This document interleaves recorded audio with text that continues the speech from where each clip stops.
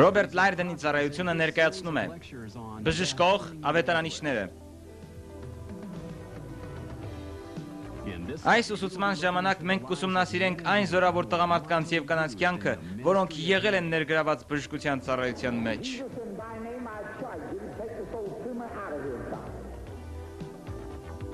Թող նա վազի ծեր մարգարեի նման, Տեր, թող նա վազի Եղիայի նման, Հիսուսի անունով, Տեր, թող նա քայլի։ Նախքան համբարձվելը Հիսուսն իր վերջին գործով լիարժեք ապահովեց, որ ես եւ դուք երբեք չպարտվենք։ Եթե դուք հավատացյալների այս մեծ մարմնի մի մասնիկն եք, ապա պարտություն չպետք է ունենաք եւ ոչ մի միավոր։ Մատթեոսի գիրքն ասում է. ահա ես ձեզ ուղարկում եմ ինչպես ոչխարներ գայլերի մեջ, ուստի օձերի պես խորագետ եղեք եւ աղավնիների պես միամիտ, եւ երբ կգնաք քարոզեցեք եւ ասացեք, թե երկնքի արքայությունը մոտեցել է, բժշկեցեք հիվանդներին, մաքրեցեք բորոտներին, հարություն տվեք մեռելներին եւ դևեր հանեցեք, ձրի ստացել եք, ձր ելտվեք։ Մենք աղոթում եւ հավատում ենք, որ այս ուսուցումների շնորհիվ դուք կաճեք ձեր կյանքի եւ ծառայության մեջ։ Եվ ահա ձեր հյուրը Ռոբերտ Լայրդենը։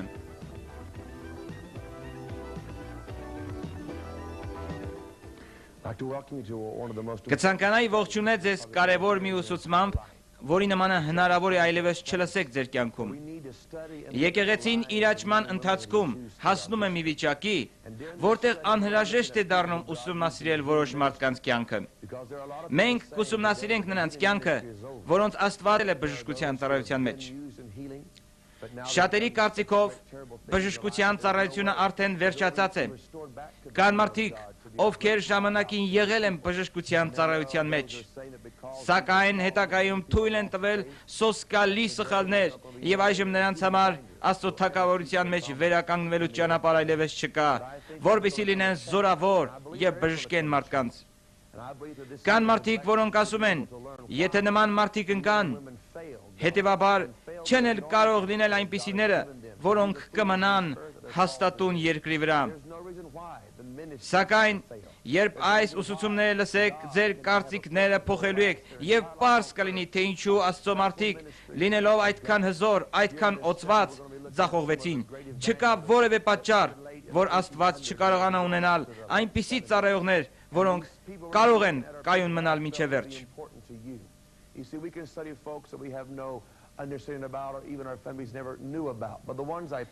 Մենք կդիտարկենք մի քանի խոշոր ավետարանիչների կյանքը եւ գործունեությունը, սկսած 1800 թվականների վերջերից մինչև մեր օրերի 70-ական թվականները։ Միգուցե մեր դիտարկումների մեջ կլինեն այնպիսիները, որոնց մասին դուք անգամ չեք էլ լսել եւ պատկերացում էլ չունեք։ Ես հավատում եմ, որ այս ուսումնասիրությունները օրհնելու են ձեզ։ Այս առավոտ կարդում էի մի թերթ, որտեղ գրված էր. «Եվս մի մեծ ավետարանիչ է ձախողվել»։ Նման լուրերը պատռում են Աստծո սիրտը եւ նաեւ այլ ավետարանիչների ու մարդկանց սրտերն էլ, որոնք քարոզում են Հիսուս Քրիստոսի ավետարանը։ Ինչի են նրանք ձախողվում։ Մենք պետք է ոչ միայն ասենք այդ մասին ու ցավանք, այլ կարիք ունենք նաև բարեխոսելու։ Միգուցե աշխարհն ասում է, նրանց համար հույս չկա։ Միշտ էլ կան կեղծ մարդկանց խմբեր, բայց կա ճշմարտություն եւ ճանապարհ, որով մարդիկ կարող են դուրս գալ այդ վիճակից։ Այս ուսուցման ընթացքում ուզում եմ, որ դուք լսեք ձեր սրտերով եւ ոչ թե ձեր հասկացողությամբ։ Նրանց անկման պատճառներից մեկն էլ այն էր, որ նրանք փորձում են ծառայել իրենց ընդունակություններով եւ բանականությամբ։ Աստծո կոչումը դա ինտելեկտուալ բան չէ, այլ հոգեվոր։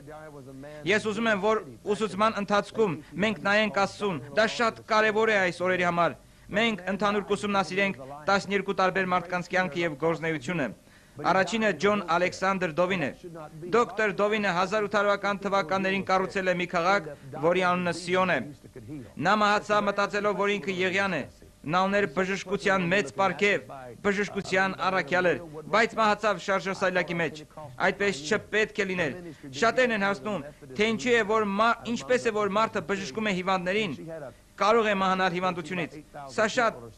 հետաքրքիր հարց է, որին մենք կանդրադառնանք։ Երկրորդ անձը, որի մասին մենք խոսելու ենք, դա Մարիա Էթերն է։ Նրան կոչում էին հոգեգալստական շարժման նախաձեռնող։ Նրա ծառայությունը սկսվեց մեթոդիստական շարժման ներքո։ Նա ուներ մոտ 8000 նստատեղանոց վրան։ Նա քարոզել սկսեց այն ժամանակ, երբ կինը որպես քարոզիչ չէր ընդունվում։ Այսօր էլ դա շատ տեղերում այդպես է, բայց այն ժամանակ շատ խիստ էր։ Երրորդ անձը դա երիտասարդ ավետարանիչ Էվեն Ռոբերտսն է, որը Վելսից էր։ Երիտասարդներն այսօր տեղ ունեն եկեղեցում եւ շարժման մեջ։ Գործ Կարակելոց 2-րդ գլխում Պետրոսը մեջ բերում է անում Հովել Մարգարեից, որ վերջին օրերին երիտասարդները տեսիլքներ կտեսնեն եւ կմարգարյանան։ Նրանք կքայլեն հոգով եւ ծերերներ երազներ կտեսնեն։ Մենք հասել ենք այն օրերին, որ երիտասարդները մեծ պատասխանատվություն են կրում եւ մնում են հասուն ու հաջողակ։ Էվեն Ռոբերտսը երիտասարդ ավետարանիչ էր, բայց ոչ այնքան կրթված։ 3 տարվա ընթացքում նա գրավեց ամբողջ Վելսի ժողովրդին եւ ժողովուրդը հասկացավ, որ ունի փրկիչ Աստված։ Լսելով այս մեծ պատմությունները, դրանք կփոխեն ձեր կյանքը, հավատքը եւ կհավատաք, որ ձեր քաղաքը կարող է փոխվել։ Էվեն Ռոբերտսը նրանցից էր, որ շրջեց իր ազգին։ 4-րդ անձը դա Չարլզ Ֆոքս Փարլն է։ Նրան կոչում էին հոգեգալստական հայր։ Նա առաջինն էր Ամերիկայում, որ իր աստվածաշնչյան դպրոցում Սուրբ Հոգու մկրտությունը սկսեց։ Այն վերականգնվեց մեծ ազդեցությամբ։ Մենք ուսումնասիրենք, թե նա ինչ էր անում եւ ինչ էր մտածում այդ շարժման մասին։ Նա ուներ հետաքրքիր տեսանկյուններ։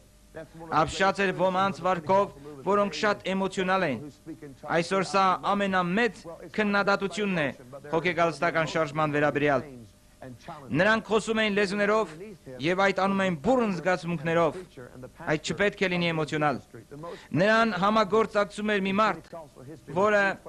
Ազուսա փողոցի վրա գտնվող եկեղեցու հիմնադիրը, քարոզիչը եւ հովիվն էր։ Այնտեղ սպասավոր է մի սևամորթ մարդ, որի մի աչքը կույր էր։ Այս մարդու միջոցով էլ սկսվեց ամենամեծ արթնությունը։ 3.5 տարի շարունակվեց այդ արթնությունը։ Գիշեր ու ցերեկ մարդիկ փառաբանում եւ աղոթում էին Աստծուն, ընդունելով Սուրբ Հոգու մկրտությունը եւ բժշկվում էին։ Այդ փոքրիկ վայրից միսիոներներ էին գնում աշխարհի տարբեր ծայրերը։ Նրանցից ոմանք դարձան հզոր մարդիկ, պատմության մեջ թողնելով մեծ գործեր։ Հաջորդ անձը դա դոկտոր Ջան Ջի Լեյքն է։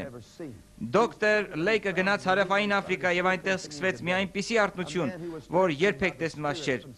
Եվ այն ժամանակվա եկեղեցիներն ու շարժումները շարունակում են գոյատևել մինչև այսօր։ Նա մարդ էր, որը Սուրբ Հոգով Հարավային Աֆրիկայից հաղորդակցվել է Վելսի ժողովրդի հետ։ Նա գնում է հոգեբուժարան եւ մի կնոջից դուրս հանում դևը։ Կինը կատարյալ բժշկվում է։ Դոկտոր Լեյքը վերադառնում է Ամերիկա եւ քարոզում Վաշինգտոնում։ Վերջում այդ քաղաքը դարձավ ամենաառողջը ամբողջ Ամերիկայում։ Այնտեղ 5 տարվա ծառայությունների ընթացքում բժշկվել էր 100,000 մարդ։ Այդ օրերը նորից են գալու։ Այդ նորից կատարվելու է նրանց համար, ովքեր հնազանդ են Աստծուն եւ դուրս են մարմնավորապես մտածելուց։ Դոկտոր Լեյքին ուղեկցում էին հրաշքները, ինչպես Աստվածաշնչի հերոսներին։ Աստված բոլորին կանչում է ծառայության, հիվանդների եւ աշխարհում հարստահարվածների վրա աղոթելու եւ բժշկելու նրանց։ Երբ ուսումնասիրենք այս մարդկանց կյանքը, կտեսնենք, որ նրանք եղել են հասարակ եւ մեկը մյուսից տարբեր մարդիկ։ Մենք կխոսենք նաեւ մի կնոջ մասին, որի ամուսինը մահացել էր։ Քանի որ ընդունված չէր կնոջ քարոզելը, նա չէր կարծում, որ ամուսնու մահից հետո կարող է երբևիցե քարոզել, սակայն Աստծո շնորհքով նա կառուցեց մի ամուր հարանվանություն։ Հաջորդ անձը նույնպես կին է։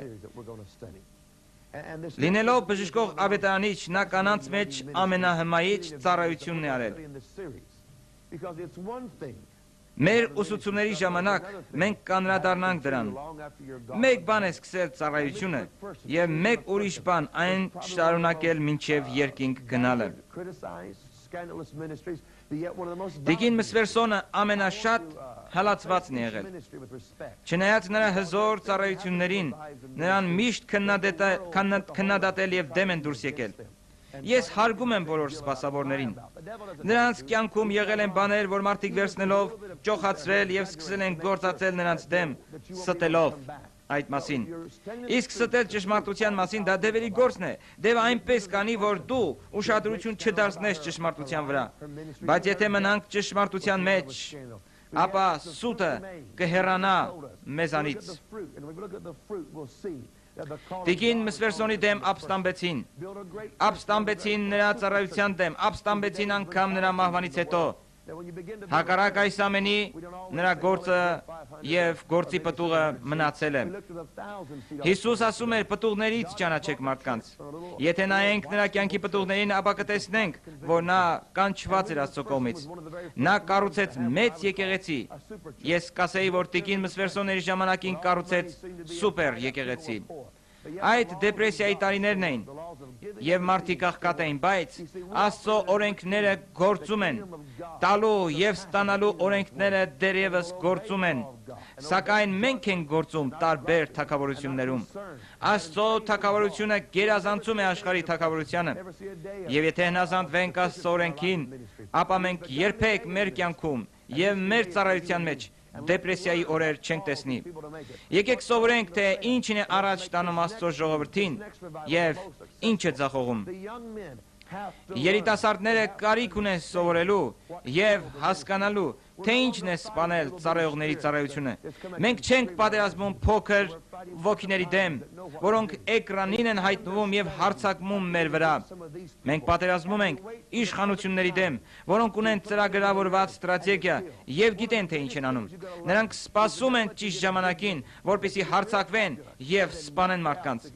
Ամենամեծ բանը, որ դու պետք է գիտակցես, դա այն է, որ դևերը թողնում են, որ դու ունենաս մեծ անուն,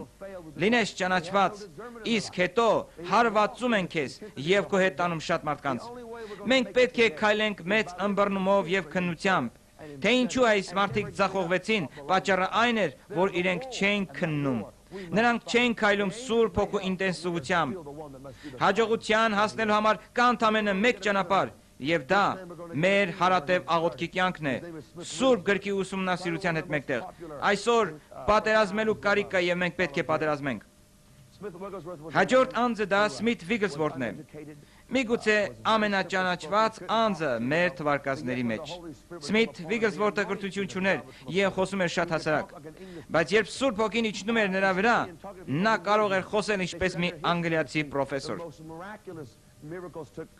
Իմ ուսումնասիրության ընթացքում ես խոսել եմ այն մարդկանց հետ, ովքեր ճանաչում էին նրան։ Նրանք վկայում էին, որ Վիգլսվորդի ծառայության ժամանակ ամենահրաշալի հրաշքներն են կատարվել։ Նա մի բան է ասել, որ ես դա միշտ հետևում եմ իմ ծառայությունների մեջ։ Եթե Սուրբ Հոգին չի շարժվում, ես կշարժեմ նրան իմ հավատքով և աղոթքով։ Նա գիտեր, որ ժողովների ժամանակ դժվար է ծառայությունը։ Դևերը չեն թողնելու, որ հենց այնպես հրաշքներ կատարվեն։ Մենք պետք է սովորենք կռվել և պատերազմել։ Այս սեսիայի մեջ հաճախ կլսեք պատերազմելու մասին։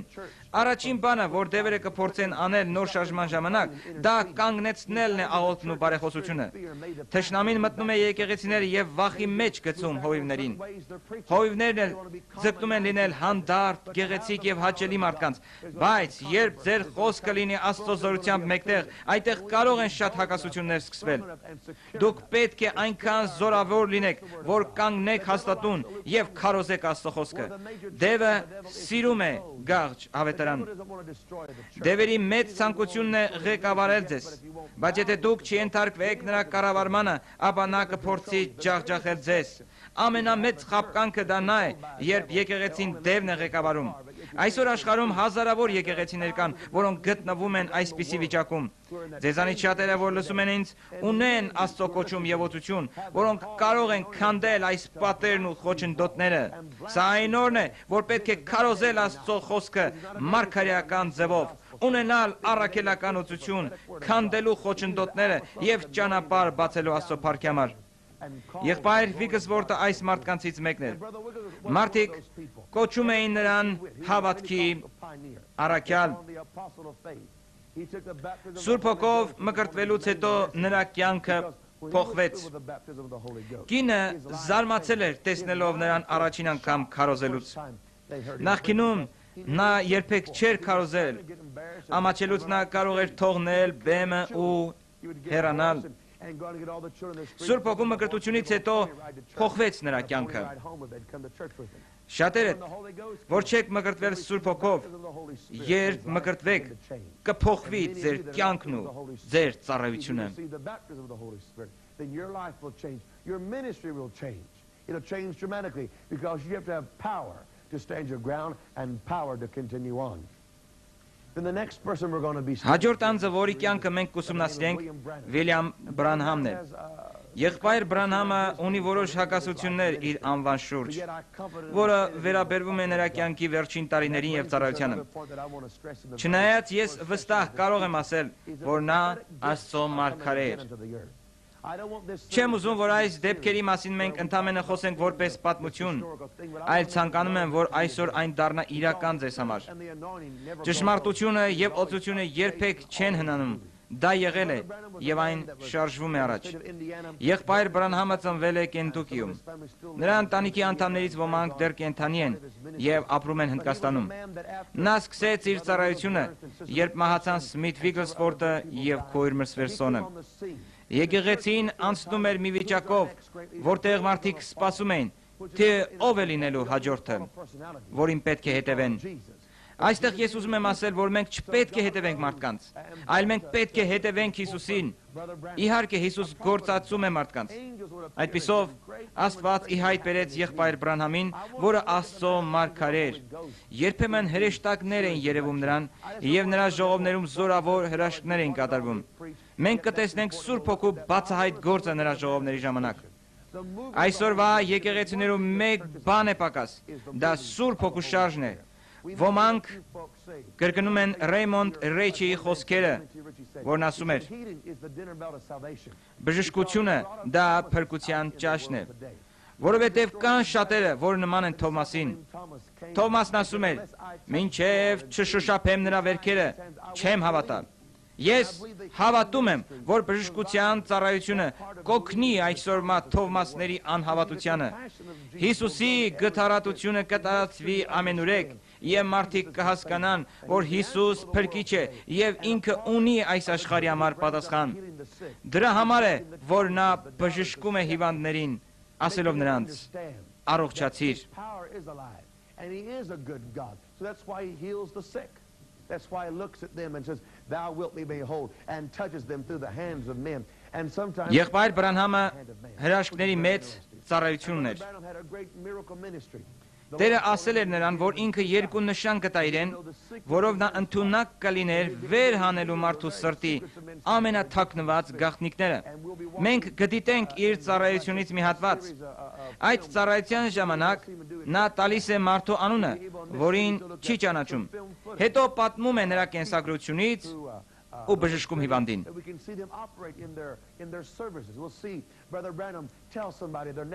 And all about them, and then watch them get healed right there. See, there are people who are watching me who have the same kind of call. Դուք, որ դիտում եք ինձ, դուք, որ ունեք նույնանման կոչում եւ պարգև, դուք պետք է իմանաք ճիշտը եւ սխալը։ Եթե Աստծո պարգևը ձեր կյանքում է, ապա ձեզ մնում է միայն հնազանդվել Աստծուն։ Then you can do nothing else but obey that call. You may be an insurance man, a used car salesman, which many of them be when they don't obey God. You may be those things, but it's time to realize that the call of God has done, and you must walk in it again. I want us to look at our last. Հաջորդ անձը դա Ջոկ Քոլն է։ Այս մարդուն կոչել են հավատքի դաժան մարդ։ Մենք հնարավորություն կունենանք դիտելու նրան հիվանդների վրա աղոթելիս։ Կարծում եմ ձեզ համար շատ հետաքրքիր կլինի։ Ջոկ Քոլը իր ծառայության ժամանակ ուներ տարօրինակ վերաբերմունք մարդկանց նկատմամբ։ Նրա այդ վերաբերմունքը տարբեր ձևով էր անդրադառնում մարդկանց վրա։ Ջոկ Քոլը ուներ ամենամեծ վրանը ավետարանչության համար։ Նա մահացավ 38 տարեկան հասակում։ Ես ուզում եմ խոսել նրանց մասին ու ասել, թե ինչու նրանք լինելով այդպիսի մեծ բժշկության ավետարանիչներ հիվանդացան ու մեռան, կամ էլ շեղվեցին և սկսեցին հերձվածություն քարոզել, կամ պատճառներ, և մենք քննելու ենք այդ պատճառները։ Հաջորդ անձը, որի մասին խոսելու ենք, դա վերապատվելի Ալենն է։ Ես կցանկանայի կոչել նրան հրաշքի մարդ, քանի որ նա հաճախակի էր գործածում հրաշք բառը։ Եղբայր Ալենը մեծ պրոբլեմներ ունեցավ իր ծառայության վերջում, չնայած որ նա ավետարանի համար օգտակար անձ էր։ Ես դիտել եմ նրա ծառայություններից։ Նա մի անձ էր, որը գիտեր ինչպես ունենալ հրաշքի զորություն մարդկանց բժշկելու համար։ To get the miracle power down and get people healed right then and there. And then the last person Վերջին անձը դա Կատրին Կոլմանն է։ because I saw her 3 times in person. Տիկին Կոլմանը հավատում էր հրաշքներին։ Նա ուներ հեռուստաեթերային հաղորդումներ։ Ես եղել եմ նրա ժողովներում։ Հիշում եմ առաջին անգամ նրա ժողովում նա հագել էր երկար սպիտակ շրջազգեստ։ Նա դուրս եկավ բեմ ու երկար չքարոզեց։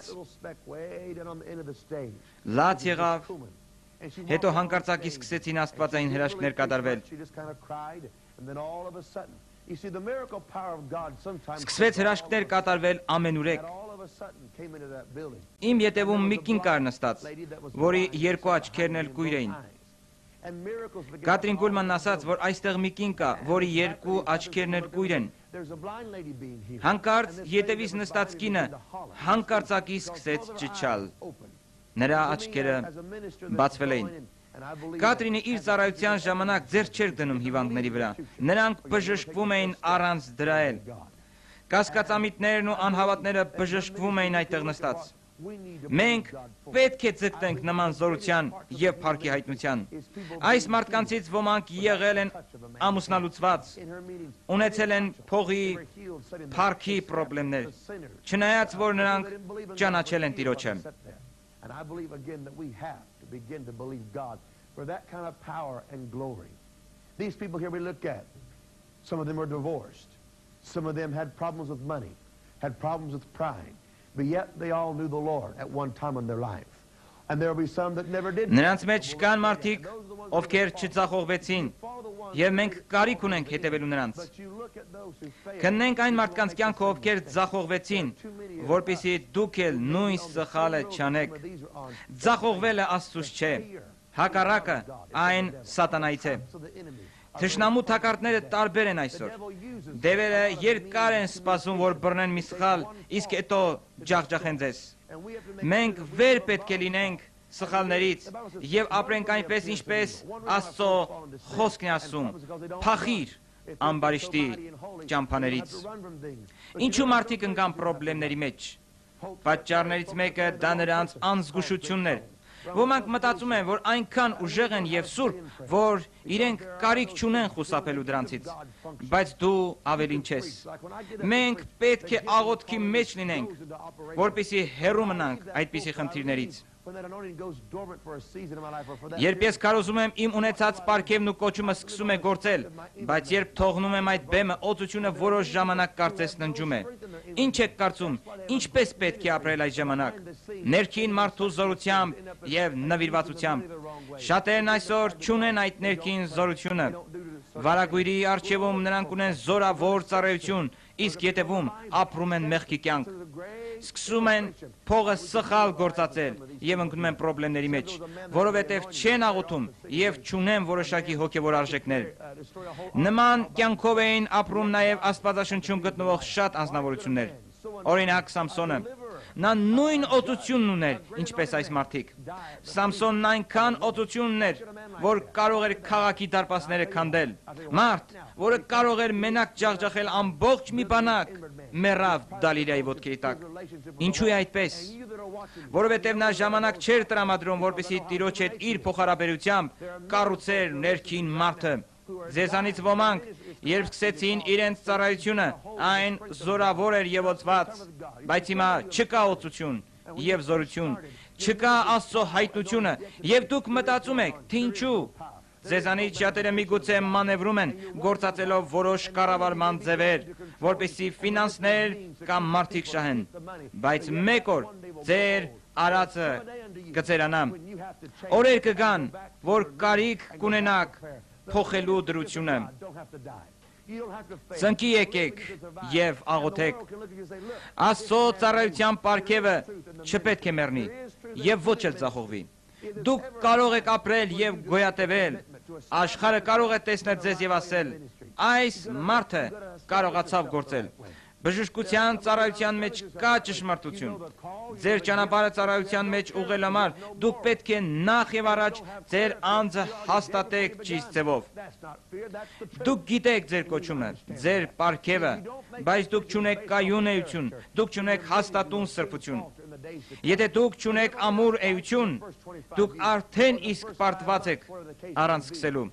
Սա կեղծիք չէ։ Սա ճշմարտություն է։ Դուք պետք է հասկանաք սա։ Դևը միգուցե չպատերազմի քեզ հետ առաջին 25 տարիները կամ առաջին 5 ամիսները։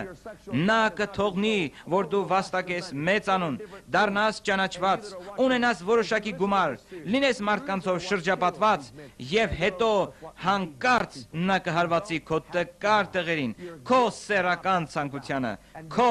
նյութական ցանկությանը, որոնք կառավարություն չունեն։ Դուք, որ դիտում և լսում եք այս ուսուցումները, կհասկանաք, թե ինչն է սպանել և ինչը կառուցել մարդկանց։ Ես աղոթում եմ, որ այս սեսիայի ժամանակ այն օծությունը, որ իմ վրա է, էկրանի միջով անցի նաև ձեր վրա, որը կպայի ձեր կյանքը և կոչումը։ Մտնելով Աստծո մեջ, դուք երբեք չեք մեռնի։ Դուք երիտասարդներ, որ ճնշված եք դևերից, եթե դուք լսեք ինձ և լսեք այն, ինչ Աստված է ասում, դուք կարող եք դուրս գալ ձեր վիճակից, քանի դեռ երիտասարդ եք։ Կարիք չկա 102 տարեկան դառնալ քարոզելու համար։ Այսօր օր է, որ Աստծո ծառայության հոգին գալու է ամեն անձի վրա, թե երիտասարդի և թե ծերի։ Հիշեք, թե ինչ էր ասում Հովելը. երիտասարդները տեսիլքներ կտեսնեն և կմարգարյանան։ Հիմա ճիշտ ժամանակն է, որ ձեզանից շատերը տեսիլքներ տեսնեն և մարգարյանան։ Այսօր ժամանակն է, որ ձեզանից շատերի համար Սուրբ Հոգին լինի Սուրբ Հոգի։ Ժամանակն է, որ դուք ապրեք բարձր կոչման մեջ և ոչ թե ցածր։ Ես հնչեցնելու եմ զանգերը, ես աղոթելու եմ քեզ համար և դու կփոխվես։ Չեմ պատրաստվում քեզ խնդրելու։ Մենք շատ ենք առաջարկում, բավարար է։ Այժմ կոչ եմ անելու և պանջեմ։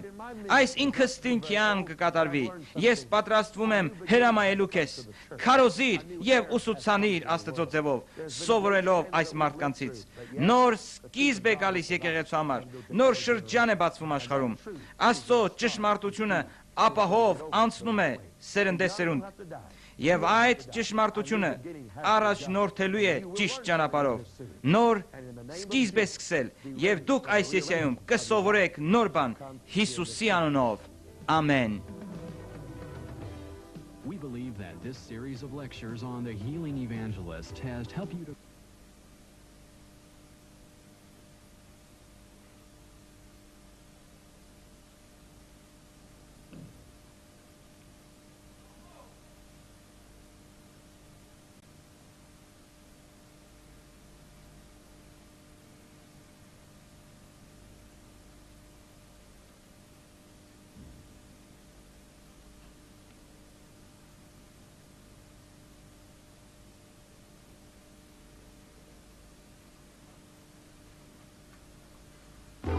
Ռոբերտ Լայրդենի ծառայությունը ներկայացնում է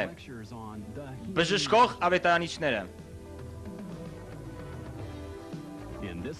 Այս ուսուցման ժամանակ մենք կուսումնասիրենք այն զորավոր տղամարդկանց և կանանց կյանքը, որոնք եղել են ներգրաված բժշկության ծառայության մեջ։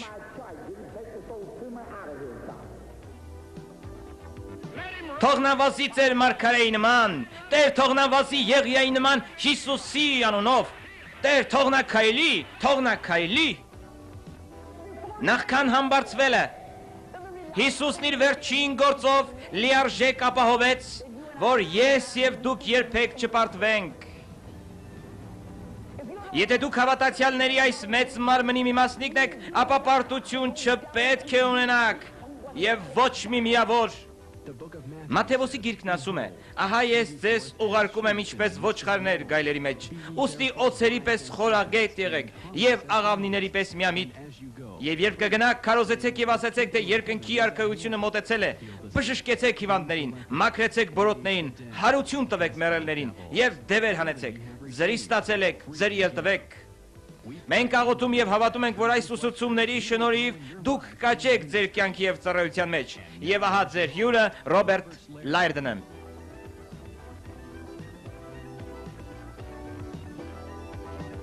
Ողջունում եմ ձեզ։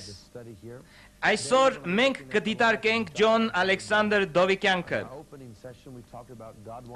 որպեսզի պահպանվեն պարգևներն ու ծառայությունները, Աստված մեզ Սուրբ Հոգով ապրելու, գործելու եւ առաջնորդվելու օրինակներ է թողել Աստվածաշնչում։ Պողոսը առաջի Կորինթացիս 10-րդ գլխի մեջ գրում է. «Եղբայրներ, այս բաները գրեցի ձեզ, որ դուք սովորեք, որպեսզի նույն սխալի մեջ չընկնեք»։ Եբրայեցիների 11-րդ գլխում գրված է այն մարդկանց մասին, որոնք գործածվեցին Աստծո կողմից։ Առաջին մարդը, որի հետ ուզում եմ ձեզ ծանոթացնել, դա Ջոն Ալեքսանդր Դովն է։ Դովը եղել է ամենահակասական մարդը, որի մասին Գորդոն Լենսին ասել է. «Դովը եկեղեցու պատմության մեջ ամենամեծ դասն է մեզ համար»։ Նրա ծառայությունը սկզբում մեծ վերելք է ապրել, իսկ հետո անկում։ Դիտենք, թե նա ինչպես սկսեց իր ծառայությունը։ Երբ ուսումնասիրենք Աստծո ծառաների կյանքը, խնդրում եմ ուշադրություն դարձրեք նրանց կյանքի ընթացքին, որովհետև նույն թակարդները սատանան գործածում է այսօր։ Աստվածաշունչն ասում է, որ արեգակի տակ բնավ նոր բան չկա, այլ կան որոշակի բաներ, որոնք միշտ էլ կատարվել են, եւ եթե սովորենք դրանք, ապա մենք կհեռանանք անկումներից։ Դոկտոր Դովը ծնվել է 1847 թվին Շոտլանդիայում։ Ծնողների առաջնորդությամբ նա 6 տարեկանից սկսել է կարդալ Աստվածաշունչը։ Օգնել երեխաներին կարդալու Սուրբ Գիրքը դա հրաշալի է։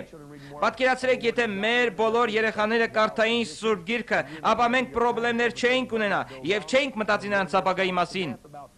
Երբ ձեր երեխաները մանկուց սկսեն կարդալ Աստվածաշունչը, ապա մեծ տարիքում նրանք չեն բաժանվի գրքից։ Եթե ունեք երեխա եւ Տերը հայտնել է, որ ձեր երեխան սպասավոր է դառնալու, ապա սկսեք ճիշտ ձևով պատրաստել նրան։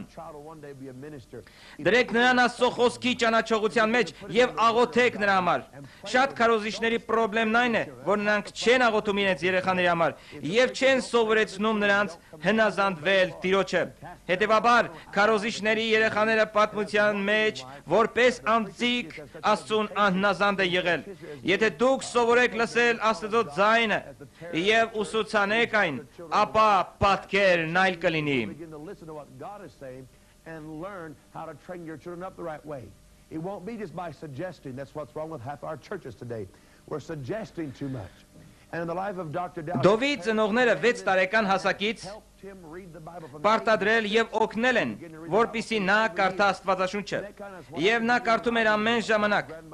Իմ մանկությունն էլ նույնն է եղել։ Տատիկս եւ մայրս աստվածային մարդիկ էին։ Նրանք խնդրում էին Քրոջս եւ օգնում ես կարդալ Աստվածաշունչը։ Միշտ ասել են, որ ես ծնվել եմ եկեղեցու նստարանին, եւ իմ առաջին լեզուն դա լեզուներ խոսելն էր։ Երբ մեծացա, սկսեցի ինքնուրույն լինել եւ մտնել ծառայության մեջ։ Ինձ համար տարօրինակ չէր ամենօրյա կարդալն ու աղոթելը, բայց երբ սկսեցի ճանապարհորդել, հայտնաբերեցի, որ շատ քարոզիչներ եւ քարոզիչների երեխաները այդպես չեն անում։ Դա նրանց ընտանիքների եւ եկեղեցիների անախորժությունների պատճառ է դառնում։ Դոկտոր Դովը դարձի եկավ Հենրի Վրայթի ծառայության ներքո 7 տարեկան հասակում։ 13 տարեկանում մեկնեց Ավստրալիա։ 6 ամիս շարունակ ճանապարհորդեց նավով, բայց Աստվածանից իր կոչումը նա զգաց միայն կյանքի վերջին տարիներին։ Շատ մարդիկ զգում են իրենց կոչումը վերստին ծննդից անմիջապես հետո, բայց այն հայտնվում է նրանց կյանքում տարիներ կամ ամիսներ հետո։ Հույսով եմ, եթե դուք կոչում ունեք Աստծուց, այն հայտնաբերելու համար 6 օր անգամ չի տևի, եւ դուք կհասկանաք ու կսկսեք պատրաստել ձեզ դրա համար։ Ոմանք կորցնում են իրենց կյանքի կեսը չօգտագործելով ամբողջը։ Դուք երիտասարդներ պետք է հնազանդվեք հիվանդվեք հիմա եւ ոչ թե 102 տարեկանում։ Ամեն։ Դոկտոր Դովը Աստծո բժշկարար զորությունը առաջին անգամ զգաց 16 տարեկանում, երբ ինքը բժշկվեց։ Գալով Ավստրալիա, նա փորձեց մտնել պարլամենտ։ Ի վերջո ձախողվեց եւ հուսախաբվեց։ Դովը իր էությամբ համառ անձնավորություն էր։ Երբ նա որոշում էր մի բան անել, ապա պիտի աներ։ Դուք կհայտնաբերեք շատ մարդկանց, որ այսպես չեն վարվում։ Դուք կդառնաք այսպիսի անձնավորություն, երբ հնազանդվեք Աստծուն, անելով այն, ինչ Աստված է կանչել ձեզ անելու։ Եվ եթե դուք չհիմնվեք կոչման վրա, ապա դուք կմեռնեք։ Դոկտոր Դովը հուսախաբվեց, որովհետև նա չհաղթեց պարլամենտում, բայց հետո սկսեց հովություն անել։ Նա համալրվեց մի եկեղեցում։ Հետո դուրս եկավ, որովհետև նրան չտվեցին այն ազատությունը, որը ինքն էր ցանկանում։ Հետո մի մեծ դեպք եղավ, որ Աստված նրա համար բարի գործակից դարձրեց։ Ավստրալիայում մեծ համաճարակ տարածվեց, կոտորելով բազմաթիվ մարդկանց։ Դոկտոր Դովի եկեղեցուց մեռան 40 հոգի։ Նա մեծ ցավ էր ապրում եւ փորձում էր գտնել, թե ինչն է պատճառը, որ Աստված չէր բժշկում եւ օրհնում նրանց։ Մինչ նա այս տրամադրության եւ աղոթքի մեջ էր, ինչ որ մեկը գալիս է դրան մոտ եւ ասում. «Դով, քո ժողովրդից ինչ որ մեկն է մեռնում, արի աղոթիր նրա համար»։ Նա գնում է աղոթելու, բայց մինչ կգնար, Աստված հայտնում է նրան, Գործք 10:38, թե ինչպես Աստված օծեց Հիսուս Նազովրեցուն հիվանդներին բժշկելու։ Նա հայտնություն առավ, որ Հիսուս մինչև հիմա անում է նույն բաները։ Նա գնաց եւ աղոթեց այդ մեռնող աղջկա համար։ Երբ ձեռքերը դրեց նրա վրա, հանդիմանեց այդ հիվանդությունն ու աղտը, աղջիկը բժշկվեց։ Եվ նա գրում է, որ ոչ մեկ իր եկեղեցում այլևս չմեռավ այդ համաճարակից։ Իր ծառայության ընթացքում միայն 5 մարդ չբժշկվեց, որովհետև նրանց տուն վերադառնալու ժամանակն էր։ Կարծում եմ սա հրաշալի վկայություն է։ Դոկտոր Դովի բժշկության ծառայությունը սկսվեց մարդկանց մեծ ստրեսների եւ լարվածությունների ներքո։ Բժշկության ծառայությունը միշտ սկսվում է այն դեպքում, երբ մարդը սրտացավություն է ապրում, տեսնելով հիվանդությունը մարդկանց վրա։ Դոկտոր Դովը Ավստրալիայում կառուցում է մի մեծ տաճար, որի մեջ տեղավորվում է 20,000 մարդ։ Իր ծառայության սկզբի օրերից պատգարակները հետևում էին իրեն։ Երբ դուք պատասխան ունեք մարդկանց հիվանդության համար, ապա մարդիկ կգան։ Նրանք միգուցե ծաղրեն ձեզ վրա, բայց կգան տեսնելու եւ բժշկվելու։ Դրա համար մենք պետք է ուժեղ լինենք, որպեսզի մարդկանց կասկածամտությունները երբեք չտապալեն մեր պարգևն ու կոչումը, օծությունը եւ զորությունը։ Այսօր ծառայողները շատ մտահոգված են մթնոլորտով, երաշտությամբ եւ յուրաքանչյուրի հավատով։ Իհարկե սրանք անհրաժեշտ են, բայց միևնույն ժամանակ դուք կարող եք ուժեղ լինել ձեր կոչումի եւ աղոթքի մեջ, չնայելով մարդկանց ձեռք դնել հիվանդի վրա ու բժշկել, որպեսզի կասկածամիտներն էլ սկսեն հավատալ։ Մենք պետք է հասկանանք, որ նշանների եւ հրաշքների զորությունը նորից պետք է տարածվեն լրատվական միջոցներով նրանց համար, ովքեր չեն հավատում։ Այսօր ժամանակն է,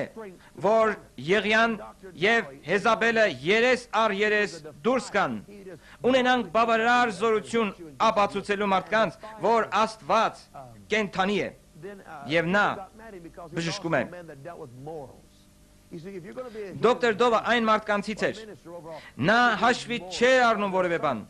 Գալիս էր համարձակությամբ եւ հարվածում մարդուն, եւ մարդը բժշկվում էր։ Դրա կարգի բաներ էր անում, եւ մարդիկ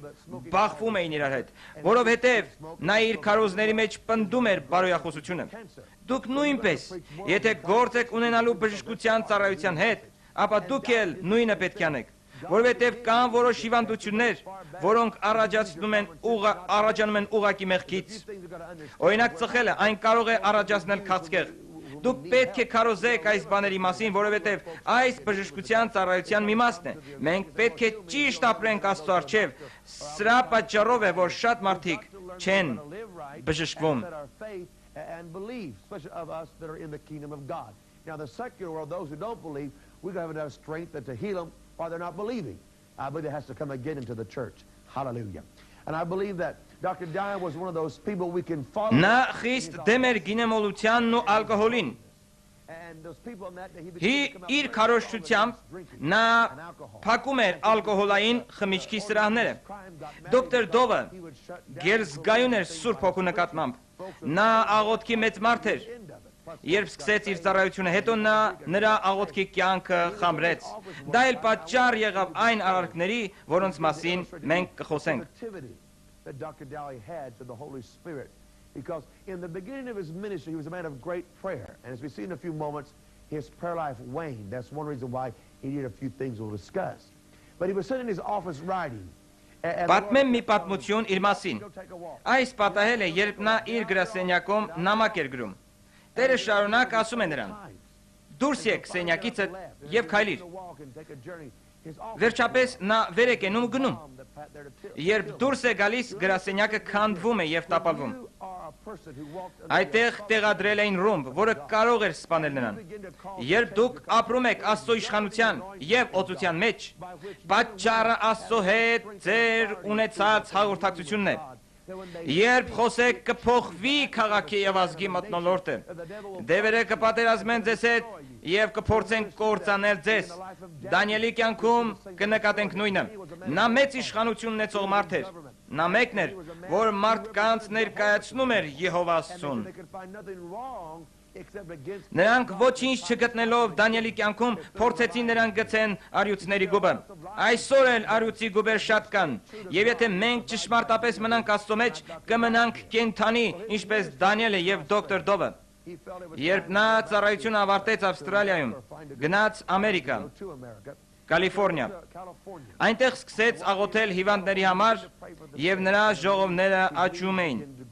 Իր ծառայությունների մեջ նա հանդիպեց մի կնոջ, որի անունը Մարիա Էթեր էր։ Դոկտոր Դովը հակառակ գնաց տիկին Էթերին, թեպետ Էթերը խնդրում էր, որ նա իր խաղաղությունը պահպանի եւ դադարի նախանձելուց։ Այդտեղ մի քիչ կոնֆլիկտ առաջացավ եւ նա գնաց Չիկագո։ Սա էլ դոկտոր Դովի ծառայության անկման սկիզբը եղավ։ Նա իր ծառայությունը սկսեց մի բուժարանից եւ հավատում էր, որ եթե մարդիկ հիվանդ են, ապա կարիք ունեն ծառայության եւ այն պետք է շարունակական լինի։ Այդպիսով նա կառուցեց մի տուն, որտեղ հիվանդները գալիս էին եւ նա ձեռք էր դնում նրանց վրա, քարոզում եւ անհատապես ծառայություն անում։ Մեծ հրաշքներ կատարվում։ Չիկագո քաղաքը խենթացել էր նրա ձեռքը եւ նրանք, ովքեր դուրս էին գալիս դոկտոր Դովի դեմ, կապ չուներ ով էր այդ անձը, Աստված վերցնում կամ հեռացնում էր նրա ճանապարհից։ Այդպիսով Դովը հաղթում էր։ Մինչ նա Չիկագոյում էր, փորձում է տեսնել պրեզիդենտ Մաքքենլին եւ զգուշացնում է, որ ինքը կարիք ունի թիկնապաների եւ եթե նա այդ չանի, ապա վնաս կկրի։ Մենք բոլորս գիտենք, որ պրեզիդենտ Մաքքենլին սպանվեց կրակոցից։ Այսպիսի բաներ են եղել։ Դոկտոր Դովը ուներ բարձր տրամաբանություն եւ զգայուն էր Սուրբ Հոգու նկատմամբ։ Դրա համար Աստված կարողանում էր գործածել նրան։ And we all know that President McKinley was shot, and those things happened. But Dr. Dye had a great understanding and perception in the Spirit. That's one reason why God could use him. He lasted for years. Դոկտոր Դովը Չիկագո քաղաքից 60 կիլոմետր հեռու կառուցեց մի քաղաք, որի անունը Սիոն էր։ Սա էլ նրա անկման պատճառ հանդիսացավ։ Նա կառուցեց այդ քաղաքը, որովհետև հոգնել էր իր շուրջ բոլորը գտնվողների հետ պատերազմելուց։ Նա մի տեղ էր ուզում, որտեղ կարող էր բարոյապես ազատ լինել։ Առաջին տարում այդ քաղաքը եկան բնակվելու 5000 մարդ։ Երկրորդ տարվա մեջ 10,000 մարդ, եւ այն սկսեց աճել ու աճել։ Դոկտոր Դովը քաղաքապետ էր եւ այդտեղ կար ընդամենը մի եկեղեցի, դա իր եկեղեցին էր։ Սկսվեց տարբեր գործարար մարդկանց այցելությունը Ֆրանսիայից եւ այլ երկրներից։ Ամեն բան լավ էր ընթանում, բայց ես հավատում եմ, հենց այդ ժամանակ ինչ որ բան պատահեց նրա հետ։ Եվ նույն բանը կատարվում է մեր այսօրվա ծառայողների հետ։ Կա մի բան ծառայության մեջ, որին ես կոչում եմ ստրեսի գործոն։ Դոկտոր Դովը մեծ ծառայություն ուներ, նա մեծ հրաշքներ էր գործում, ուժեղ էր եւ ուներ իշխանություն։ Նրա ծառայությունը աշխարհով մեկ էր։ Երբ դուք հասնում եք նման դիրքի, դուք պետք է համոզված լինեք, որ ձեր արածը դա Սուրբ Հոգով է, որովհետև եթե մի սխալ անգամ արեցիք, դա աշխարհով մեկ կազդի ապագա քարոզիչների սերնդի վրա, այն կազդի քո ուսուցման, խոսքի եւ գործերի վրա։ Դովը սարքեց այդ քաղաքը։ Նա աղոթքը թողնում եւ գնում էր քաղաքի վրա աշխատելու։ Նա թողեց իր աղոթքը եւ արեց այնպիսի բաներ, որոնք իր կյանքում ստրեսներ բերեցին։ Նրա հիմնական սխալներից մեկը նաեւ այն էր, որ նա հայտարարում էր, թե ինքը Եղիան է։ Այդ ժամանակ նա կատարում էր վերականգնման ծառայություն, բայց դա չէր նշանակում, որ ինքը Եղիան էր։ Հովհաննես Մկրտիչը եկավ Եղիայի հոգով, բայց երբեք չէր հայտարարում այդ։ Այստեղ մի բան կա, որ պետք է հասկանալ, երբեք չպետք է հայտարարել եւ գովազդել օծությունը։ Եթե Աստված տվել է օծություն ինչ-որ բանի համար, ուղղակի արեք եւ թողեք, որ ամեն մեկի հարցերի եւ քննադատությունների պատասխանը լինի օծության հաջողությունը։ Դոկտոր Դովը հայտարարում էր, որ ինքը վերադարձած Եղիան է։ Այդ մեծ անկում էր։ Ինձ համար մնում է մեծ մտահոգություն։ Ինչու այդպիսի բարձր օծությամբ անձը իր կյանքի վերջում հասավ մի տեղ, որտեղ նա հայտարարեց, թե ինքը Եղիան է։ Դոկտոր Դովը գրում է, որ անվերջ ծանր աշխատանքի պատճառով իրեն շրջապատում էին ստրեսները, անհանգստությունները եւ մարմնի ուժասպառությունը։ Երբեմն առանց հանգստանալու աշխատում էր 43 ժամ։ Դուք չեք կարող այդքան ճնշել ձեր մարմինը։ Մեկ օր այն կջլատվի։ Քարոզիչների մոտ նման պատճառներից մեկը այն է, որ նրանք չեն առաջնորդվում Սուրբ Հոգով։ Երբ մարմինը սպառվեց, ապա շունչը նույնպես կսպառվի։ Դրանից հետո կսկսվեն մեծ ստրեսներ եւ ուղղակի ամեն բան կսպառվի։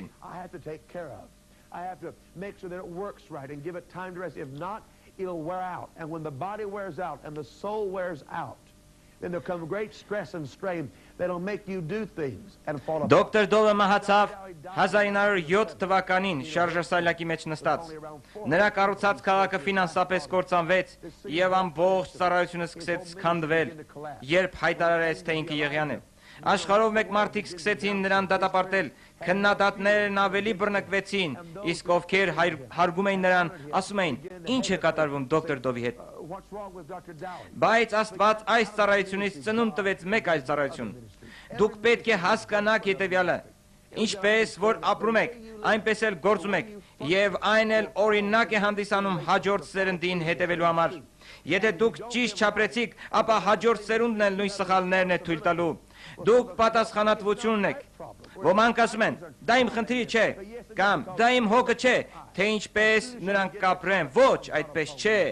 Դուք հասարակության առջև եք։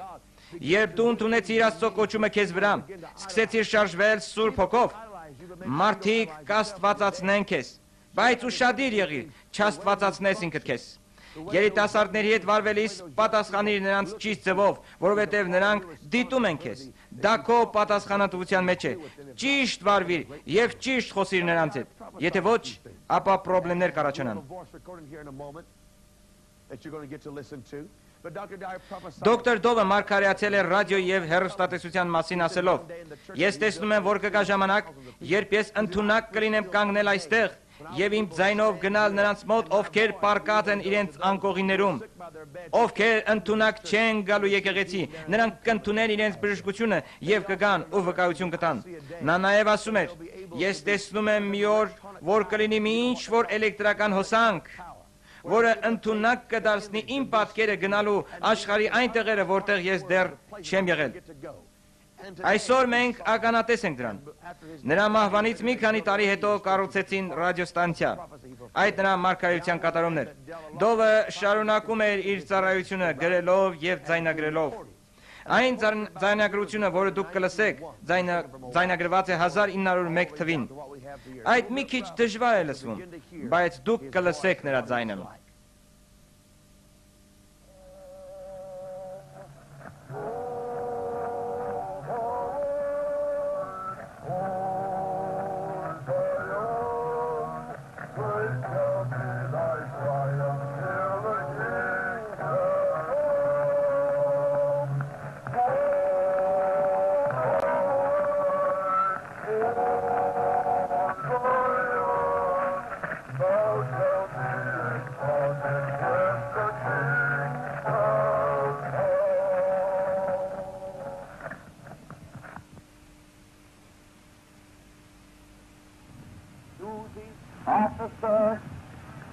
and members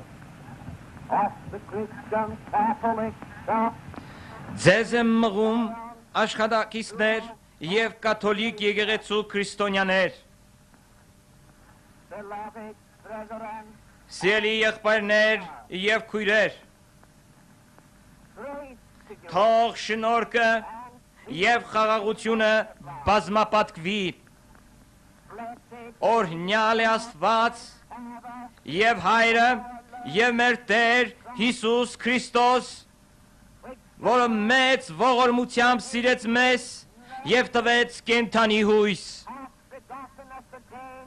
հարություն առնելով մեռելներից, ժառանգորդ դարձեց մեզ իր փառքին, from the dead. որ մեզ պատրաստեց փրկության վերջին օրը հայտնվելու ժամանակ, And that fadeth not away, reserved in heaven for you, who by the power of God are guarded through faith unto a salvation ready to be revealed in the last time. Դոկտոր Դովը զորավոր էր իր ծառայությամբ։ Ես ուզում եմ նշել այն ճանաչված մարդկանց, ովքեր բժշկվեցին նրա ժողովներում։ Դոկտոր Ջոն Լեյքը, նրա կինը և ընտանիքի անդամներից ոմանք, Աբրահամ Լինկոլնի քեռին, հռչակավոր ուսուցչուհի Լիլի Լեոմանսը, և նաև որոշ երգեր գրողներ, որոնց երգերից երգում ենք մեր եկեղեցիներում։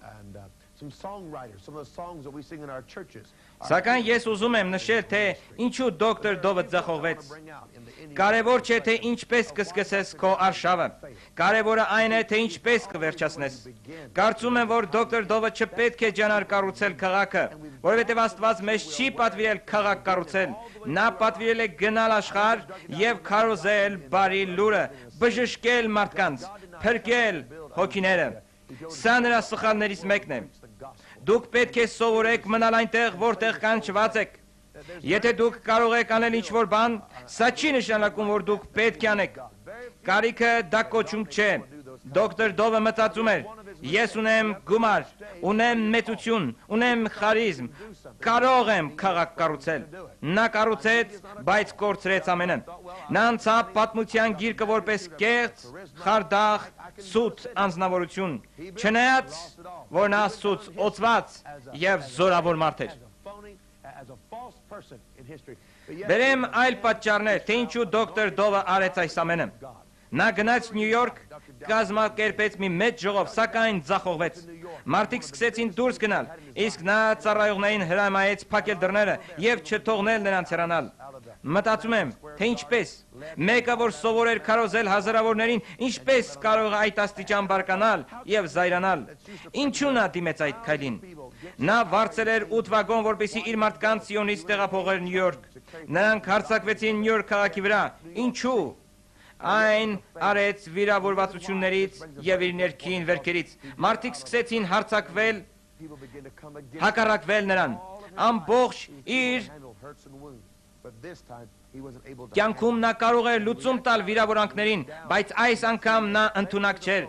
Նա արձագանքում է այդ վիրավորանքներին և այդ քաղաքում ձախողում որպես կեղծ խաբեբա։ Մեծ օրհնություն եղավ, բայց դա հաջողություն չէր, որովհետև Աստված նրան չէր կոչել այդ անելու։ Վերքերն ու վիրավորվածությունները կարող են սպանել ծառայողներին։ Վերքերն ու վիրավորվածությունները կմղեն քեզ քարոզելու և ասելու այնպիսի բաներ, որ պետք չէ։ Մենք պետք է համոզված լինենք։ Քարոզում ենք հոգուց, թե մեր զգացմունքներից ու վիրավորվածություններից։ Մենք պետք է զգույշ լինենք, որ նույն բանը չանենք մեր կյանքում, եկեղեցում և ծառայության մեջ։ Հիսուս եկավ բժշկելու խոցերը և վերքերը, և եթե դու վիրավորված ու խոցված ես, ապա լավագույն բանը Դավթի նման ասելն է. իմ սիրտը բացեցի քո առջև, ով Աստված։ Գնա Աստծո մոտ, ասա նրան, թե ինչպես ես զգում։ Նա ընդունակ է օգնելու քեզ։ Եթե դու գնաս ուրիշ մեկի մոտ, եթե գնաս քո ժողովրդի մոտ, դու կվիրավորես նրանց, որովհետև նրանք տարբեր մակարդակների աճման մեջ են։ Զգույշ եղիր, երբ քարոզում ես, չվիրավորես մանուկ հավատացյալներին և նրանց, ովքեր հենց նոր են եկել Աստծո թագավորության մեջ։ Զգուշացիր այսպիսի բաներից։ Դովը իր ծառայության մեջ վիրավորվեց շատերին։ Մի քանի բաներ նրա կյանքից նույնպես կարիք ունենք դիտարկելու։ Մենք երբեք չենք կարող ասել, դա իր անձնական մեղքն էր։ Կարծում եմ, որ մեր դիրքը այստեղ նույնպես կարևոր է։ Մենք պետք է աղոթենք այն մարդկանց համար, որոնք մեծ քարոզիչներ են։ Եթե մարդիկ աղոթեին դոկտոր Դովի համար, միգուցե նա այսպիսի վերջ չունենար։ Նրա որդին հեռացավ հավատքից, սակայն որոշ ժամանակ անց նորից վերադարձավ, բայց այլևս չուներ այն նույն օծությունը։ Առաջ տար ընտանիքդ, սովորեցու նրանց աղոթել, ժամանակ անցկացրու քո ընտանիքի հետ, որովհետև եթե կորցնես ընտանիքդ, դու երբեք չես կարող ամբողջական լինել քո կյանքում։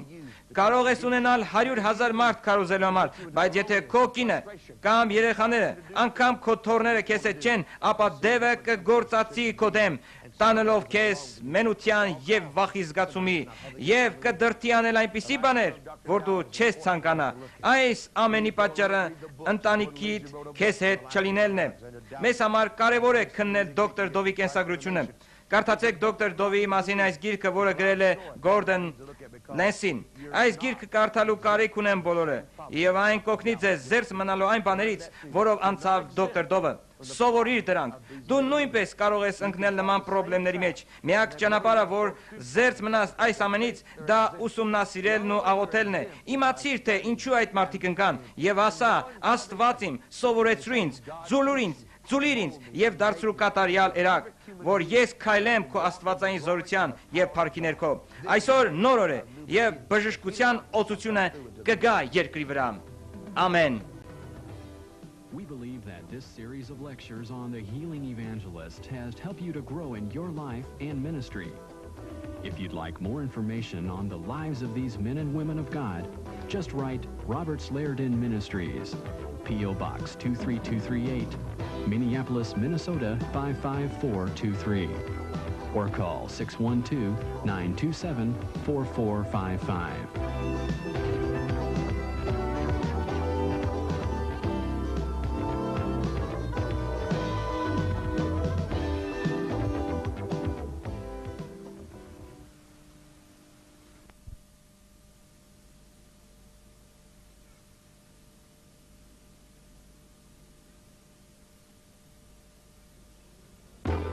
Ռոբերտ Լայդենի ծառայությունը ներկայացնում է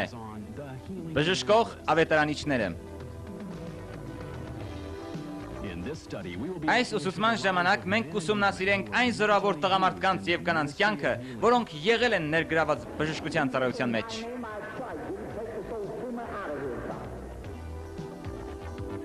Թող նա վազի ծեր մարգարեի նման, Տեր, թող նա քայլի Եղիայի նման, Հիսուսի անունով, Տեր, թող նա քայլի։ Նախքան համբարձվելը, Հիսուսն իր վերջին գործով լիարժեք ապահովեց,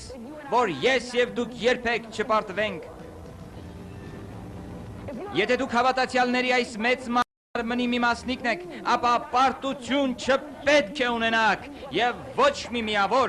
Մատթեոսի գիրքն ասում է. ահա ես ձեզ ուղարկում եմ ինչպես ոչխարներ գայլերի մեջ, ուստի օձերի պես խորագետ եղեք եւ աղավնիների պես միամիտ, եւ երբ կգնաք քարոզեցեք եւ ասացեք, թե երկնքի արքայությունը մոտեցել է, բժշկեցեք հիվանդներին, մաքրեցեք բորոտներին, հարություն տվեք մեռելներին եւ դևեր հանեցեք, ձրի ստացել եք, ձրի էլ տվեք։ Մենք աղոթում եւ հավատում ենք, որ այս ուսուցումների շնորհիվ դուք կաճեք ձեր կյանքի եւ ծառայության մեջ։ Եվ ահա ձեր հյուրը Ռոբերտ Լայդենը։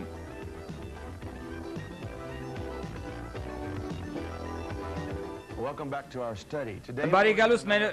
ուսուցմանը։ Այսօր մենք կքննարկենք հավատքի մեկ ուրիշ մեծ մարդու կյանքը, որի անունն է Սմիթ Վիգլսվորդ։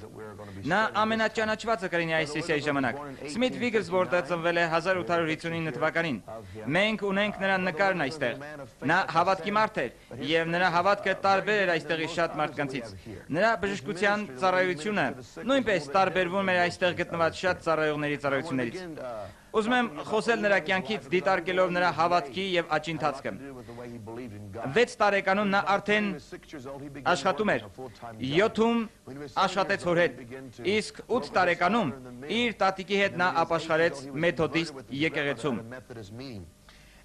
13 տարեկանում տեղափոխվեց Բրադֆորդ, որտեղ ապրեց իր կյանքի մյուս տարիները։ And then at the age of 16 he 16 տարեկանում սկսեց աշխատել փրկության բանակի համար։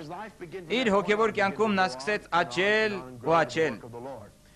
Երբ 20 տարեկան էր, նա հավատում էր, որ ամեն շաբաթ 50 հոգի մարդ կշահի Աստծո համար։ Շուտով նա ամուսնացավ եւ հետո փորձեց քարոզել։ Նա չէր կարողանում լավ խոսել, երբեմն հեռանում էր ընկճված ու հուսախաբված։ Վերջապես նա ասում է իր կնոջը, որ ես այլևս չեմ քարոզի, հոգնել եմ ամաչելուց, հոգնել եմ հիմար վիճակում հայտնվելուց։ Այդպիսով նա սկսում է ավելի շատ աշխատել երեխաների բաժնում։ Նա սովորեցնում էր նրանց պատմում Տիրոջ մասին։ Այդպես ծառայում էր Տիրոջը։ Հետո բժշկության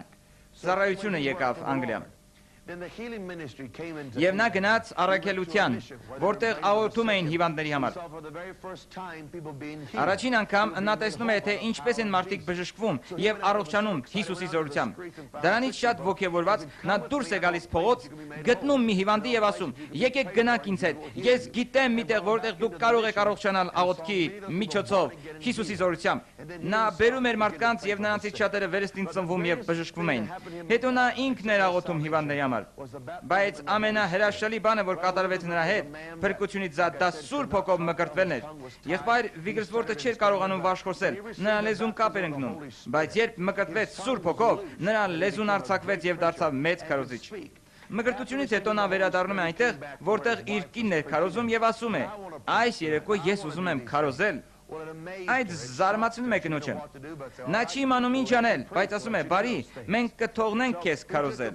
Այդպիսով նա նայում է ամբիոնին եւ մի քանի րոպեից հետո սկսում է եւ ինչպես նախկինում էր անում։ Եվ հանկարծ Աստծո օծությունն է գալիս նրա վրա, եւ նա սկսում է քարոզել եւ ուսուցանել ինչպես մի անգլիացի պրոֆեսոր։ Դրանից հետո նա այլևս լեզվի խնդրեմ չի ունեցել։ Նրա բժշկության ծառայությունը տարբերվում էր մյուսներից։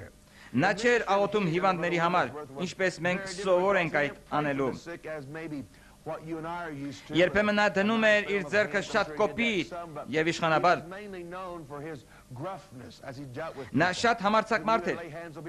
Մի բան, որ մենք կարիք ունենք սովորելու նրանից, համարձակություն եւ զորություն։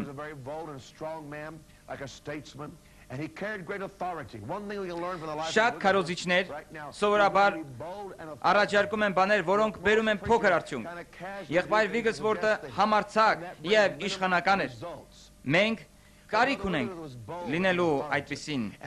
Համարձակությունը կարող է բերել մի փոքր հալածանք, բայց այդ արդյունք կբերի մարդկանց կյանքում։ Նա երբեմն ընդհարվում էր մարդկանց հետ։ Եթե նա ինչ որ մեկի համար աղոթեր եւ տեսներ նրան նորից կանգնած աղոթքի շարքում, ասում էր. «Ես մեկ անգամ արդեն աղոթել եմ քեզ համար։ Այդ բավական է, գնա եւ նստիր»։ Ոմանք վիրավորվում էին նրանից։ Շատերն ասում են. «Եղբայր Վիգլսվորթ, հանգստացեք, դադարեք կոպիտ լինելուց»։ Նրանք չգիտեին, թե ինչ անեն նրա հետ։ Դուք իրավունք չունեք քննադատելու որևէ մեկին, քանի դեռ հրաշքներ չեն լինում ձեր ծառայությունների ժամանակ։ Եղբայր Վիգլսվորթը սկսեց իր միջերկրական ճանապարհորդությունները եւ գրեց մի քանի գրքեր։ Մենք ունենք մի պատմություն Լեստեր Սամրալի կողմից։ Նա գնացել էր այցելելու եղբայր Վիգլսվորթին։ Նա շատ անգամներ է քարոզել Վիգլսվորթի հետ։ Ուզում եմ, որ ինքը պատմի իր անձնական վկայությամբ, թե ինչպես էր եղբայր Վիգլսվորթը ծառայություն անում հիվանդներին։ Այն նույն եկեղեցում, որտեղ ես քարոզում էի, կար 3000 մարդ։ Նա այդտեղ քարոզելու էր եւ կիրակի կեսօրին բժշկության ծառայություն պետք է աներ։ Մարդիկ հիվանդներին հիվանդանոցներից բերում էին շարժասայլակներով, որպեսզի Սմիթ Վիգլսվորթը աղոթի նրանց համար։ Տեղական մի հիվանդանոցից բժիշկը բերել էր քաղցկեղով հիվանդի, որը մահվան մոտ էր։ Բժիշկը նստել էր հիվանդի կողքին, բեմահարտակի վրա։ Եվ ահա եկավ Սմիթ Վիգլսվորթը, որը փոքր ինչ կոպիտ էր եւ սկսեց աղոթել հիվանդների համար։ Նա մոտենում էր հիվանդներին եւ հարցնում. «Ինչ է պատահել» կամ «Ինչից եք բողոքում»։ Նա մոտեցավ այն հիվանդին, որը պառկած էր իրան կողնում։ And had on one of the little hospital gowns, you know, that has no buttons and buttons up in the back. There was a doctor. Նրա բժիշկը կողքին կանգնած անընչ մեջ լսում էր նրա սրտի աշխատանքը։ Դրանով ուզում էր ասել, որ նա մոտ է մահվան։ Սմիթ Վիգլսվորթը հարցրեց. «Ինչ է եղել»։ Բժիշկը պատասխանեց, որ նա մահանում է քաղցկեղից։ Սմիթ Վիգլսվորթը ասաց. «Որտեղ է այն»։ Բժիշկը պատասխանեց. «Ստամոքսում»։ Սմիթ Վիգլսվորթը իմ կյանքում հանդիպած ամենաանսովոր մարդկանցից մեկն էր։ Նա հարվածեց ուղիղ այնտեղ, որտեղ քաղցկեղն էր։ Հարվածն այնքան ուժեղ էր, որ հիվանդը մահացավ։ Նրա ձեռքն ընկավ անկողնուց եւ բժիշկն աղաղակեց. «Նա մեռավ»։ Նա մեռավ։ Մարդիկ նայեցին նրան եւ ասացին. «Դու սպանեցիր նրան, դու սպանեցիր նրան։ Նրա ընտանիքը քեզ գտատի, դու սպանեցիր նրան»։ Նրա Սմիթ Վիգլսվորթը բոլորովին էլ չանհանգստացավ եւ ասաց. «Նա բժշկվեց»։ Նա չդադարեց, առաջ անցավ եւ շարունակեց աղոթել։ 10 րոպե հետո աղոթքի համար սպասող մարդկանց շարքից այդ մարդը առաջ եկավ։ Նա վեր կացավ անկողնուց, մի կողմ հրեց բժշկին եւ սկսեց քայլել իր հիվանդանոցային հագուստով։ Նա հետևում էր Սմիթ Վիգլսվորթին իր ձեռքերը վեր բարձրացրած փառաբանելով Աստծուն։ Նա ասում էր. «Ես այլևս ցավ չունեմ, ես ինձ հրաշալի եմ զգում»։ Սմիթ Վիգլսվորթը շատ տարօրինակ էր։ Նա չէր շրջվում ու ասում. «Շնորհակալություն Աստծուն, փառք Աստծո»։ Տեսեք այս, այդ ամենը նրա համար շատ սովորական էր։ Նա ասում էր. «Փառք տվեք Աստծուն դրա համար»։ Եղբայր Վիգլսվորթը շատ տարօրինակ մարդ էր։ Նա ուներ իր մտածելակերպը եւ ասում էր հետեւյալը. «Ամեն ոք կարող է սովորական լինել, բայց ոչ արտասովոր»։ Ձեր հավատքը քաջալերելու համար ուզում եմ մեկ ուրիշ պատմություն ձեզ ներկայացնել, որովհետև այն ինչ ունեին այս մարդիկ իրենց հավատքի կյանքում, նույնը կարող եք դուք ունենալ։ Դրա համար մենք նույնպես աղոթքով եւ խոսքով պետք է վճարենք այն գինը, որպեսզի կառուցվի մեր հավատն ու զորանա մեր ներքին մարդը։ Մեր կոչման եւ ժառանգության մեջ Աստված կարող է մեզ տալ արտասովոր լինելու հատկություն։ Եղբայր Վիգլսվորթի ծառայության ժամանակ նրա կինը տանը մահանում է եւ նա ավարտում է ծառայությունը, հետո գալիս է տուն, գտնում կնոջը մահացած, նա հարուցանում է նրան, խոսում նրա հետ եւ ասում. «Ինչու ես հեռանում» եւ տարբեր հարցեր տալիս։ Վերջապես Աստված ասում է նրան. «Բարի, նա իմն է, նա ավարտել է իր գործը, թույլ տուր, որ նա հեռանա»։ Այդպիսով նա թույլ է տալիս, որ կինը մահանա եւ գնա երկինք։ Եղբայր Վիգլսվորթը հարություն է տվել 14 մարդ։ Ոմանք ասում են 23, բայց մենք համոզված ենք 14 մարդու հարությանը։ Այն մարդիկ, ովքեր ունեն հավատք, նրանք կարող են արտասովոր բաներ անել Սուրբ Հոգու միջոցով։ Եղբայր Վիգլսվորթի հրաշքների մասին տարբեր վկայություններ կան։ Ես լսել եմ մի կնոջ վկայությամբ մի երեխայի մասին, որը ամբողջությամբ դեֆորմացված էր։ Ծնողները բերում են այդ վիճակով, որպեսզի աղոթեն նրա համար։ Դուք պետք է հիշեք, որ երբ աղոթում եք նման մարդկանց համար, ապա արդյունք տեսնելու համար պետք է հավատք ունենալ, այլապես դուք կընկնեք խնդրի մեջ։ Ես գիտեմ, որ ոմանք փորձեր են անել եղբայր Վիգլսվորթի նման եւ ընկել են շատ դժվարությունների մեջ։ Բայց եթե դուք ունեք անձնական հաղորդակցություն Աստծո հետ, ապա դուք կարող եք տարօրինակ լինել ձեր կյանքում եւ ձեր ծառայության մեջ, որը կդրդի մարդկանց հավատք ունենալու առ Աստված։ Նրանք բարձրացնում են երեխային վեր եւ նա ասում է. «Դրեք ցած երեխային»։ Նրանք դնում են երեխային ցած եւ եղբայր Վիգլսվորթը հարվածում է երեխային։ Այս ամենավայրենի պատմությունն է, որ ես երբևէ լսել եմ։ Նա հարվածում է այդ երեխային եւ նրա մարմինը ամբողջությամբ բժշկում է, իսկ ժողովուրդը ուրախանում է։ Ծնողները ընկնում են շոկի մեջ, բայց տեսնելով բժշկությունը, նրանք նույնպես սկսում են ուրախանալ։ Ես չգիտեմ, կա այսօր որևէ մեկը, որն այսպիսի հավատք ունենա։ Եղբայր Վիգլսվորթը ուներ հրաշքներ առաջացնող հավատք։ Նա ուներ հավատք եւ ապրում էր այդպես ամեն ժամանակ։ Նա ասում էր իր մասին. «Ես սիրում եմ այսպես, շատերն առնում են ինչ-որ բան մեկ կամ մի քանի ամսում, ես առնում եմ մեկ վայրկյանում»։ Նա ուներ ընդունակություն հավատք ծնելու լսողների մեջ։ to build faith in people when he would preach. Նա մի անձ էր, որ կարողանում էր մարդուն հավատ ներշնչել։ Believing power in somebody's heart. We need preachers today. Աստված այսօր ուզում է տեսնել մեզ Սուրբ Հոգով ներշնչված քարոզչությունից դեպի քարոզչություն շարժվելիս։ Unctions of the Holy Ghost. Brother Wigglesworth died. Եղբայր Վիգլսվորտը մահացավ 1940 թվին առանց որևէ հիվանդության պատճառին։ Նա շատ առողջ էր եւ եկեղեցում ծառայության մեջ էր գտնվում։ 80 տարեկան էր, բայց առողջ։ Այսօր կան բազմաթիվ ծեր մարդիկ։ Դուք չպետք է մեռնեք հիվանդ կամ էլ ծառայությունից դուրս գաք ձեր հիվանդության պատճառով։ Այսպես պետք է լինեք այս կյանքում։ Կան շատ մարդիկ, որոնք սխալ վիճակում են մեռնում։ Այսօր ժամանակն է հասկանալու, որ ծերերը կարիք չունեն հանգչելու, նրանք կարող են լինել ուժեղ, այնպես ինչպես իրենց կյանքի բոլոր ժամանակներում։ Մենք պետք է թույլ տանք, որ այս ծերերը լինեն մեր կողքին, որովհետև նրանք մեր մեծ նավի ղեկն են։ Նրանք ավետարանի նավի ղեկն են եւ ճիշտ ուղղություն կարող են վերցնել։ Մենք կարիք ունենք այսպիսի ծառայողների, որոնք ընդունակ կլինեն կոչ անելու մեզ եւ օգնել երիտասարդներին շիտկվելու, որովհետեւ երիտասարդները կարող է սխալներ թույլ տան, բայց եթե ծերերը լինեն նրանց կողքին, նրանք վայր չեն ընկնի։ Հաջորդ րոպեներին ուզում եմ մի քանի մեջբերումներ անել եղբայր Վիգլսվորտից։ Նա հաճախ էր ասում լռություն։ Առաջին գիրքը, որ գրել է եղբայր Վիգլսվորտը, դա ավելացնել հավատքի գիրքն է։ Այս գրքից ես շատ մեջբերումներ եմ անում։ Երկրորդը դա հավատքի առաքյալ գիրքն է։ Կոչ եմ անում բոլորին կարդալ այս գիրքը։ Ես ինքս էլ գրում եմ մի գիրք նրա մասին։ Կարծում եմ, որ նրա կյանքը հետաքրքիր կլինի շատերին։ Նրա կյանքը կոչ անող է։ Քրիստոնեական կյանքը չպետք է նույնատիպ լինի։ Ծառայությունները չպետք է զանազան լինեն, բայց միևնույն ժամանակ զորավոր եւ ուժեղ մարդկանց կարիքները հոգալու համար։ Նա հաճախ ասում է. Ես 1000 անգամ մեծ եմ ներքնապես, քան արտաքնապես։ Սրա պատճառը նա էր, որ նա կառուցել էր իր ներքին մարդը։ Ամենամեծ գաղտնիքներից մեկը, որ դուք կհասկանաք այս ուսուցումների ժամանակ, դա ձեր ներքին մարդու ուժեղ լինելն է։ Եթե այն չլինի ուժեղ, ապա Աստծուց տրված օծությունը եւ պարգևը չեն կարող ձեզ առաջ տանել ծառայության մեջ։ Շատ մարդիկ կան, որոնք օծություն ունեն բեմի համար, բայց չունեն այն իրենց կյանքի համար։ Դուք պետք է կառուցեք ձեր ներքին մարդը, որպեսզի 1000 անգամ մեծ լինեք ներքնապես, քան արտաքնապես։ Կառուցել կարդալով,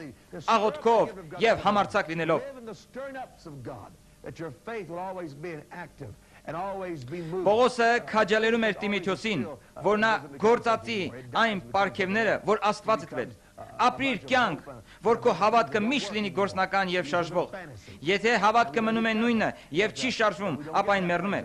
եւ արդյունքում դադարում է հույսը։ Դուք ուղղակի սկսում եք ապրել երևակայությամբ։ Զգույշ պետք է լինել եւ երբեք չմնալ նույն տեղում։ Մեր տեղը միշտ շարժվելն է։ Նա ասում է. ինձ համար ավելի լավ է ունենալ մարդկանց մի խումբ լցված Սուրբ Հոգով եւ քաղցած, քան ունենալ ծառայողների մի խումբ բավարարված Տիրոջ հետ իրենց հաղորդակցությամբ։ Կարծում եմ, որ այս հետաքրքիր հայտարարությունն է։ Ես նույնն եմ մտածում։ Լավ է ունենալ մի քանի երիտասարդներ, որոնք քաղց ունեն առ Աստված եւ շարժման մեջ են, քան մարդիկ, որոնք բավարարված են իրենց դիրքով։ Դուք կարող եք քարոզիչ լինել, շարունակել քարոզել եւ միևնույն ժամանակ լինել աշխարհիկ։ Դուք պետք է քաղց գաք առ Աստված եւ այն պետք է շարունակական լինի ամեն վայրկյանում եւ ամեն վիճակում։ Երբեք մի բավարարվեք։ Միշտ գնացեք առաջ, ավելի վեր, բարձր օծության եւ հավատքին։ Այսպես էր ապրում եղբայր Վիգլսվորտը եւ այսպես պետք է ապրենք մենք։ Հնազանդվել Աստծուն եւ անել այն, որի համար կանչված ենք։ Նա ասում էր նաեւ. լավ է ես մեռնեմ վստահելով Աստծուն, քան ապրեմ ամբողջ կյանքս անհավատությամբ։ Նրա ամբողջ կյանքը դա Աստծուն վստահելն էր։ Այս տալիս է մեզ ավելի լավ պատկերացում նրա անձի քաջության եւ համարձակության մասին։ Շատ մարդիկ վախենում էին նրանից, որովհետև նա երբեք Աստծո թագավորության մեջ հանդես չի եկել իր դիրքով։ Պատճառներից մեկը, թե ինչու մարդիկ կարող են չարգել քո պարգևն ու կոչումը, դա այն է, որ դու չես ապրում Աստծո զորությամբ։ Եթե ամեն օր դու ապրես Աստծո ուժով եւ զորությամբ, ապա անկախ այն բանից, թե ինչ ես անում, մարդիկ կհարգեն եւ կպատվեն քեզ, նրանք կգան ու կաղոթեն քո կողքին։ Նրանք կարող է բորբոքվեն, եւ շատ մարդիկ հայտնվում էին այդ վիճակում եղբայր Վիգսվորդի հետ ծառայելիս, բայց նա ուներ ուժ եւ զորություն եւ գիտեր ինչպես անցկացնել ժողովը, նա գիտեր հոգով առաջնորդվել։ Մենք պետք է սովորենք ինչպես ճեղքել եւ ստեղծել մթնոլորտ։ Այսօր օրն է, որ քարոզիչներն իմանան ինչպես ճեղքել հոգեվոր խոչընդոտները։ For spiritual victories, it's today. Our pastors and ministers. Մեր հովիվները կարիք ունեն այսօր ճեղքելու եւ քանդելու խոչընդոտները եւ պատնեշները, որպեսզի մարդիկ հաղթանակ տանեն։ Մենք ունենք մեկ ուրիշ վկայություն եղբայր Սամրալից։ Վերջին անգամ երբ եղբայր Սամրալը տեսավ Վիգսվորդին, դա իր օրհնվերն էր եղբայր Վիգսվորդի կողմից։ Ես ուզում եմ լսել, թե ինչպես եղբայր Վիգսվորդը լինելով այդքան համարձակ, ուժեղ եւ ազդումարդ, շատ փխրուն սիրտ ուներ։ Եղբայր Սամրալը կպատմի Սմիթ Վիգսվորդի հետ ունեցած իր վերջին հանդիպան մասին։ Երբ 1939 թվականին պատերազմ սկսվեց, ես Անգլիայում էի եւ արդեն քարոզել էի ամբողջ երկրով մեկ։ Եվ մենք գիտեինք, թե ինչ է լինելու։ Ես քարոզեցի Գերմանիայում Հիտլերի գեստապոյականներից մեկի ներկայությամբ։ Նա ինձ հետ էր, որտեղ էլ քարոզեի։ Մենք եվրոպացիների համար համարվում ենք կոմերսանտներ։ Երկրի վրա ինչ որ բան էր կուտակվում եւ այդ պայթեց 39 թվին։ Ես Անգլիայում էի, երբ Հիտլերի բանակը շարժվում էր առաջ, նրանք Բելգիայով եւ Հոլանդիայով անցան Ֆրանսիա։ Բրիտանական կառավարությունը հատուկ ագենտ ուղարկեց Լոնդոն իմ սենյակ։ Ես ապրում էի Աստվածաշնչի դպրոցում։ Ինձ ասացին, որ ես հաջորդն եմ լինելու եւ երկրից պետք է դուրս գամ, որովհետեւ այն պատերազմական գոտի է։ Այդպիսով բրիտանական կառավարության հրանգով ես պետք է լքեի Անգլիան։ Ես պետք է հրաժեշտ տայի իմ որոշ ընկերներին։ Դրանցից մեկն էլ Սմիթ Վիգսվորդն էր։ Ես գնացի իր տունը։ Այդ ժամանակ մենք արդեն հին ընկերներ էինք։ Ես պետք է նրան ասեի այդ մասին։ Նա շատ է օրհնել ինձ։ Մենք խոսել ենք իրար հետ Աստծո խոսքը տարբեր սեսիաներում։ Ես միշտ ձգտել եմ լինել նրա սեսիաներում։ Նրա համար նույնպես ցանկալի էր իմ ներկայությունը։ Այդ ժամանակ ես 25-26 տարեկան էի։ Իսկ նա երևի 85։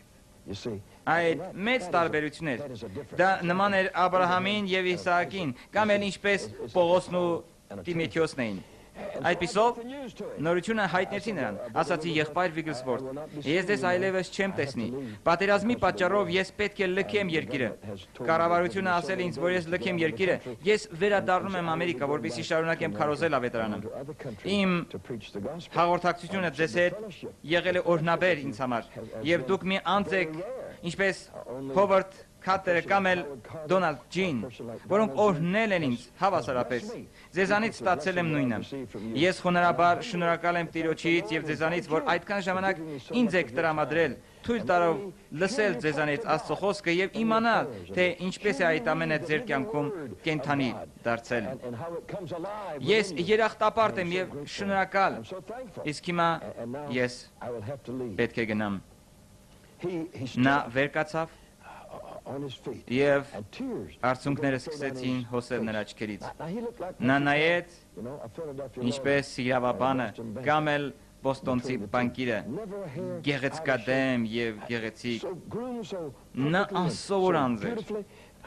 եւ կանգնած կարծես գեներալ լիներ։ Նա կանգնեց եւ ասաց. «Ես ուզում եմ օրհնել քեզ»։ Ես ասացի. «Այո, պարոն»։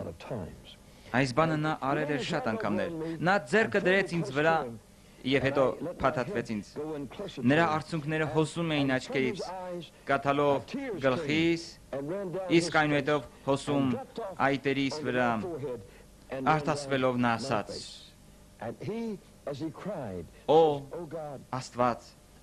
այն ամբողջ հավատքը, որ կա իմ մեջ, թող անցնի նրա սրտի մեջ,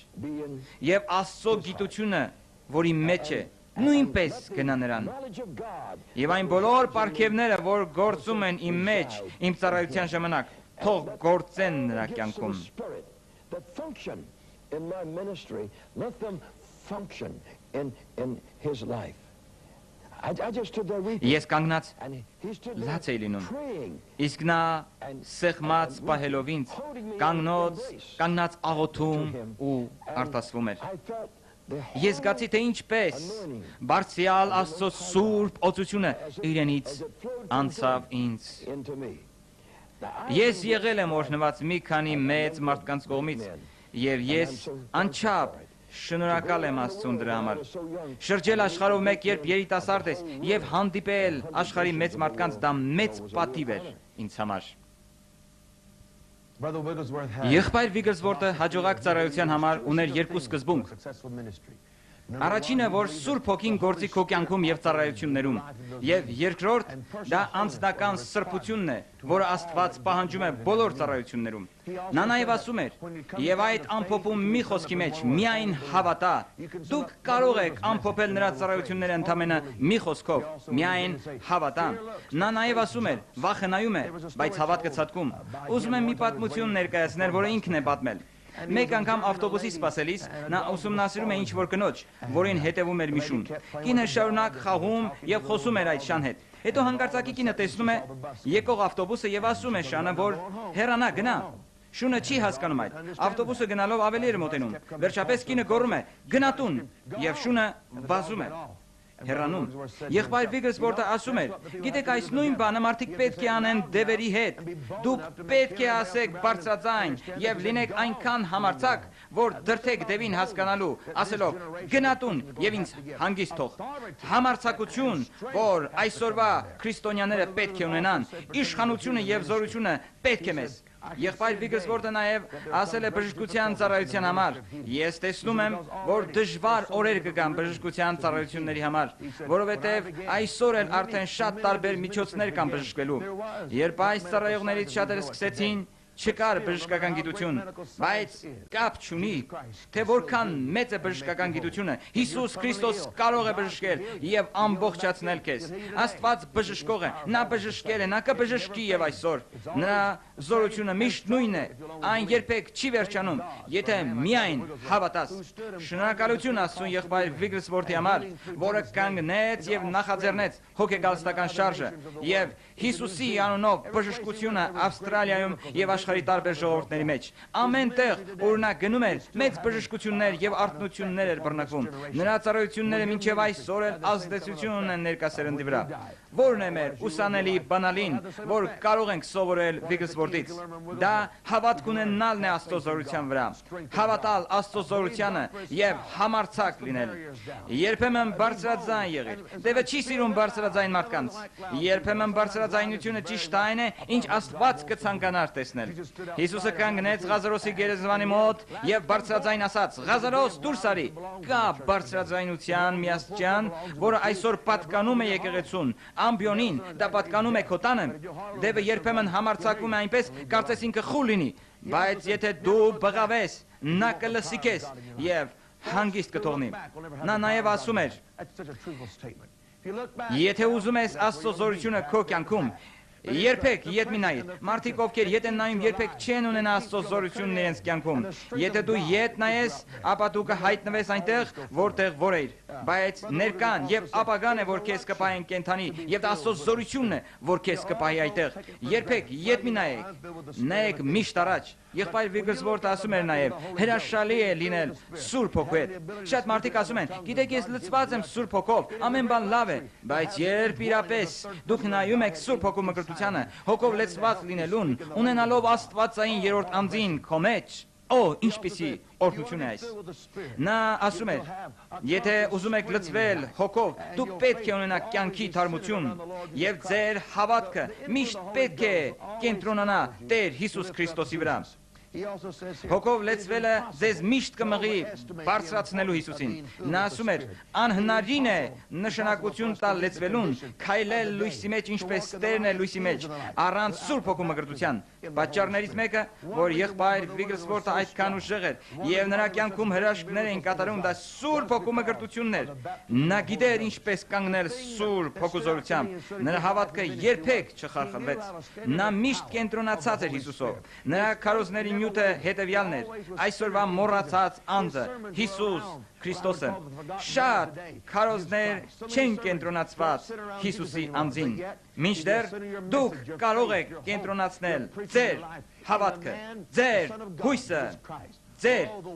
կյանքը Աստծո որդու Հիսուս Քրիստոսի վրա։ Նոր օր է սկսվել։ Այնինչ այս մարդիկ ունեին, դա անցյալ չէ։ Նրանց կյանքը անցավ, բայց Աստծո զորությունը, օծությունը եւ կոչումը նույնն է։ Հիշեք ինչ էր ասում եղբայր Վիգլսվորթը. վախենայում է, հավատքը ցատկում, հաճելի է լեցվել Սուրբ Հոգով, քայլեք հոգով, մնացեք նրա մեջ, ապրեք Աստծո զորությամբ, եղեք համարձակ եւ ուժեղ։ Նոր օրը սկսել է, եթե դուք ապրեք այս ձևով։ We believe that this series of lectures on the Healing Evangelist has helped you to grow in your life and ministry.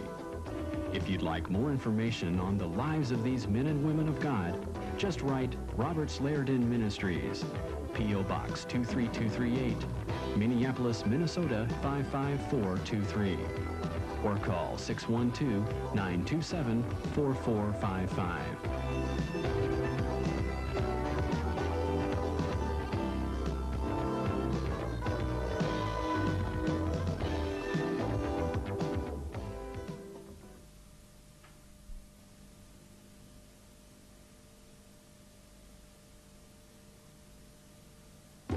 Robert Slayerden Ministries is proud to present this. Ռոբերտ Լայդենի ծառայությունը ներկայացնում է բժշկող ավետարանիչները։ Այս ուսուցման ժամանակ մենք կուսումնասիրենք այն զորավոր տղամարդկանց եւ կանանց կյանքը, որոնք եղել են ներգրավված բժշկության ծառայության մեջ։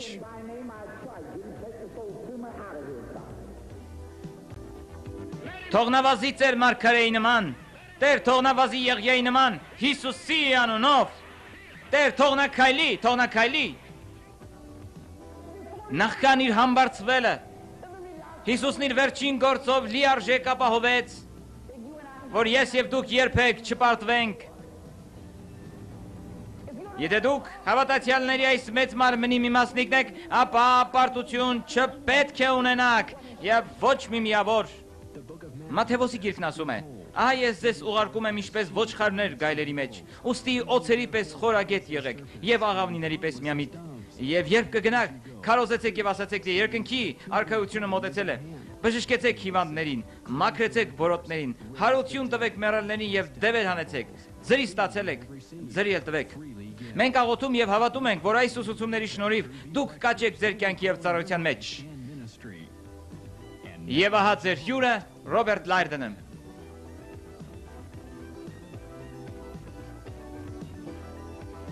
Բարի գալուստ մեր ուսուցմանը։ Այսօր մենք կուսումնասիրենք Ազուսա Փողոցի մեծ արթնության մասին։ Մենք կուսումնասիրենք մի մարդու մասին, որի անունն է Վիլյամ Սեյմըր։ Աստված նրան բարձրացրեց ոչինչից եւ նրանով սկսեց մեծ առաջադեմ շարժում։ Մինչ առաջ կանցնեմ, ցանկանում եմ կարդալ Ղուկասի 2-րդ գլխից։ Այստեղ խոսքը Հիսուսի մասին է։ Մի մանուկ կգտնեք խանձարուրով փաթաթված ու մսուրի մեջ դրված։ Առաջին հերթին մենք կխոսենք Ազուսա Փողոցի արթնության մասին։ Դա մի անշուք փողոց էր եւ ուներ շատ աննշան սկիզբ։ Հավաքատեղին առաջ գործածվել էր որպես ձիերի ախոր։ Եկեղեցին շատ անշուք էր, բայց լցված էր Տիրոջ փառքով։ Սա առաջին արթնությունն է, որի մասին լսել էի դեռևս երեխա ժամանակ։ Տատիկս իր սովորության համաձայն նստեցնում էր ինձ իր կողքին եւ պատմում։ Այս բաները երբ սկսեցին կատարվել, մարդիկ բժշկվում, փրկվում եւ լցվում էին Սուրբ Հոգով։ Տարբեր վայրերից մարդիկ գալիս էին այդտեղ եւ հետո իրենց փորձառությունը տարածում ամբողջ աշխարհով մեկ։ People launched into all the nations of the world came there, went back to the nations and took Այս մասին պատմող գրքերից մեկը, որը մինչև այժմ էլ տպագրվում է, and it's still in print today. կոչվում է It's called the Azusa Street Revival. Ազուսա փողոցի արթնությունը։ Written book on the revival. So if you don't have a copy, Կարծում եմ այս գիրքը արթնության մասին գրված լավագույն գրքերից է։ discuss it. This man here, Եթե դուք չունեք այդ օրինակը, ապա ձեռք բերեք այն։ Այս մարդը, որի անունն է Ֆրանկ Բարթլեյման, առնչվել է Էվեն Ռոբերտսի հետ, որը Վելսի արթնության հեղինակն էր։ even Brother Barnum wrote a track on Էվեն Ռոբերտսը շարունակ ասում էր նրան. աղոթեք արթնության համար։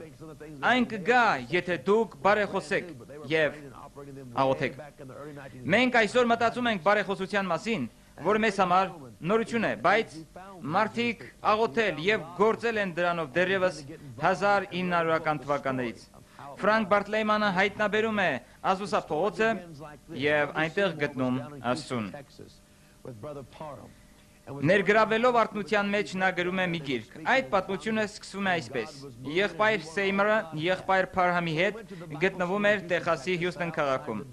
Նա հաճախում էր աստվածաշնչյան դպրոց, որովհետև լսել էր, որ այնտեղ խոսում են լեզուներով եւ կար Աստծո շարժը։ Նա ուզում էր ունենալ այնինչ Աստված ուներ։ Այդպիսով նա գնաց աստվածաշնչյան դպրոց։ Եվ քանի որ այն ժամանակ խտրականություն կար սևամորտների եւ սպիտակամորտների միջև, նա նստում էր դռներից դուրս։ Սևամորտները նստում էին առանձին սպիտակամորտներից։ Դա առաջին հոգեգալստական շարժն էր պատմության մեջ, որտեղ սևամորտները, սպիտակամորտներ եւ տարբեր ազգություններ հավաքվեցին միասին։ Սա մեծ կետ է, որ ուզում եմ նշել այստեղ։ Եղբայր Սեյմըրը, որը գործածվեց զորավոր կերպով սևամորտ էր։ Ես ուզում եմ, որ դուք հավատաք։ Ես ուզում եմ խոսել մարգարեաբար եւ ասել, որ հաջորդ շարժման ժամանակ, որը տեղի կունենա, առաջ կգան սևամորտ սպասավորներ, երգիչներ եւ առաջնորդներ։ Նրանք կվերցնեն առաջնային տեղը, նրանք ունեն դեր եւ ժամանակն է, որ ի հայտ գան։ Այսպիսով ես ուզում եմ խոսել եւ ասել. կանգնեք ձեր դիրքում եւ արեք այն, ինչ Աստված է կոչել ձեզ անելու։ Գործածեք ձեր տաղանդները եւ ընդունակությունները այնպես, ինչպես Աստված է ստեղծել ձեզ, եւ թող այս լինի։ Եղբայր Սեյմըրը այսպիսի մարդկանցից էր։ Եվ Աստված գործածեց նրան։ Նա մեկ աչքից կույր էր եւ շատ խոնար։ Նա մեծ հռետոր չէր եւ ոչ էլ ցուցադրող։ Քարոզում էր շատ պարզ բաներ, իսկ հետո Սուրբ Հոգու մկրտության համար առաջ գալու կոչ էր անում։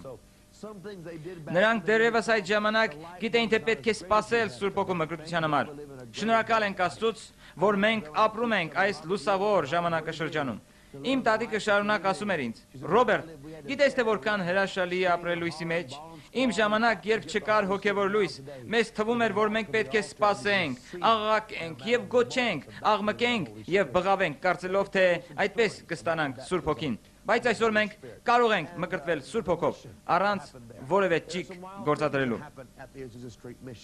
Թույլ տվեք պատմել մի պատմություն Ազուսայի առաքելության եւ Սուրբ Հոգու մկրտության մասին։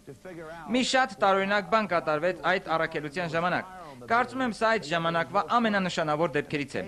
Հրշեջ բաժանմունքից գալիս են պարզաբանելու, թե ինչու են մարդիկ շարունակ կանչում իրենց։ Մինչդեռ այդ շենքում ոչ կրակ կա, ոչ ծուխ։ Եղբայր Սեյմըրը դուրս է գալիս իր ավիճակը պարզելու։ Հրշեջներից մեկը վկայում է, որ ինքը տեսել է կրակը։ Եղբայր Սեյմըրը շղթում է այդ։ Նրանք դուրս են գալիս փողոց եւ զննում են շենքը, եւ երբ նայում են վեր, շենքի վրա տեսնում են մի մեծ լույս եւ կրակի բոց։ Բայց շենքը չէր այրվում։ Այն նման էր Մովսեսի տեսած մորենուն, որը կրակի մեջ էր։ Այն այրվում էր եւ չէր վերջանում։ Դա Աստծո փառքն էր։ Այս գրի է առնվել եւ վկայվել այն մարդկանց կողմից, ովքեր ներկա են գտնվել այդտեղ։ Նրանք վկայում են, որ Աստծո ներկայությունը այնքան զորավոր է եղել, որ Սուրբ Հոգու զորությունը մարդկանց ուղղակի տարել է դեպի այդ վայրը։ Գիտեմ, որ այս ամենը հնչում է տարօրինակ, բայց հավատում եմ, որ այս հնարավոր բան է։ Ես տեսել եմ այս իմ ծառայություններում։ Միգուցե դուք չեք հավատում, որ Աստված կարող է անել այն, ինչ ուզում է անել, բայց օրերը եկել են եւ այս բաները նորից են կատարվելու։ Եսայա 28-ն ասում է. կա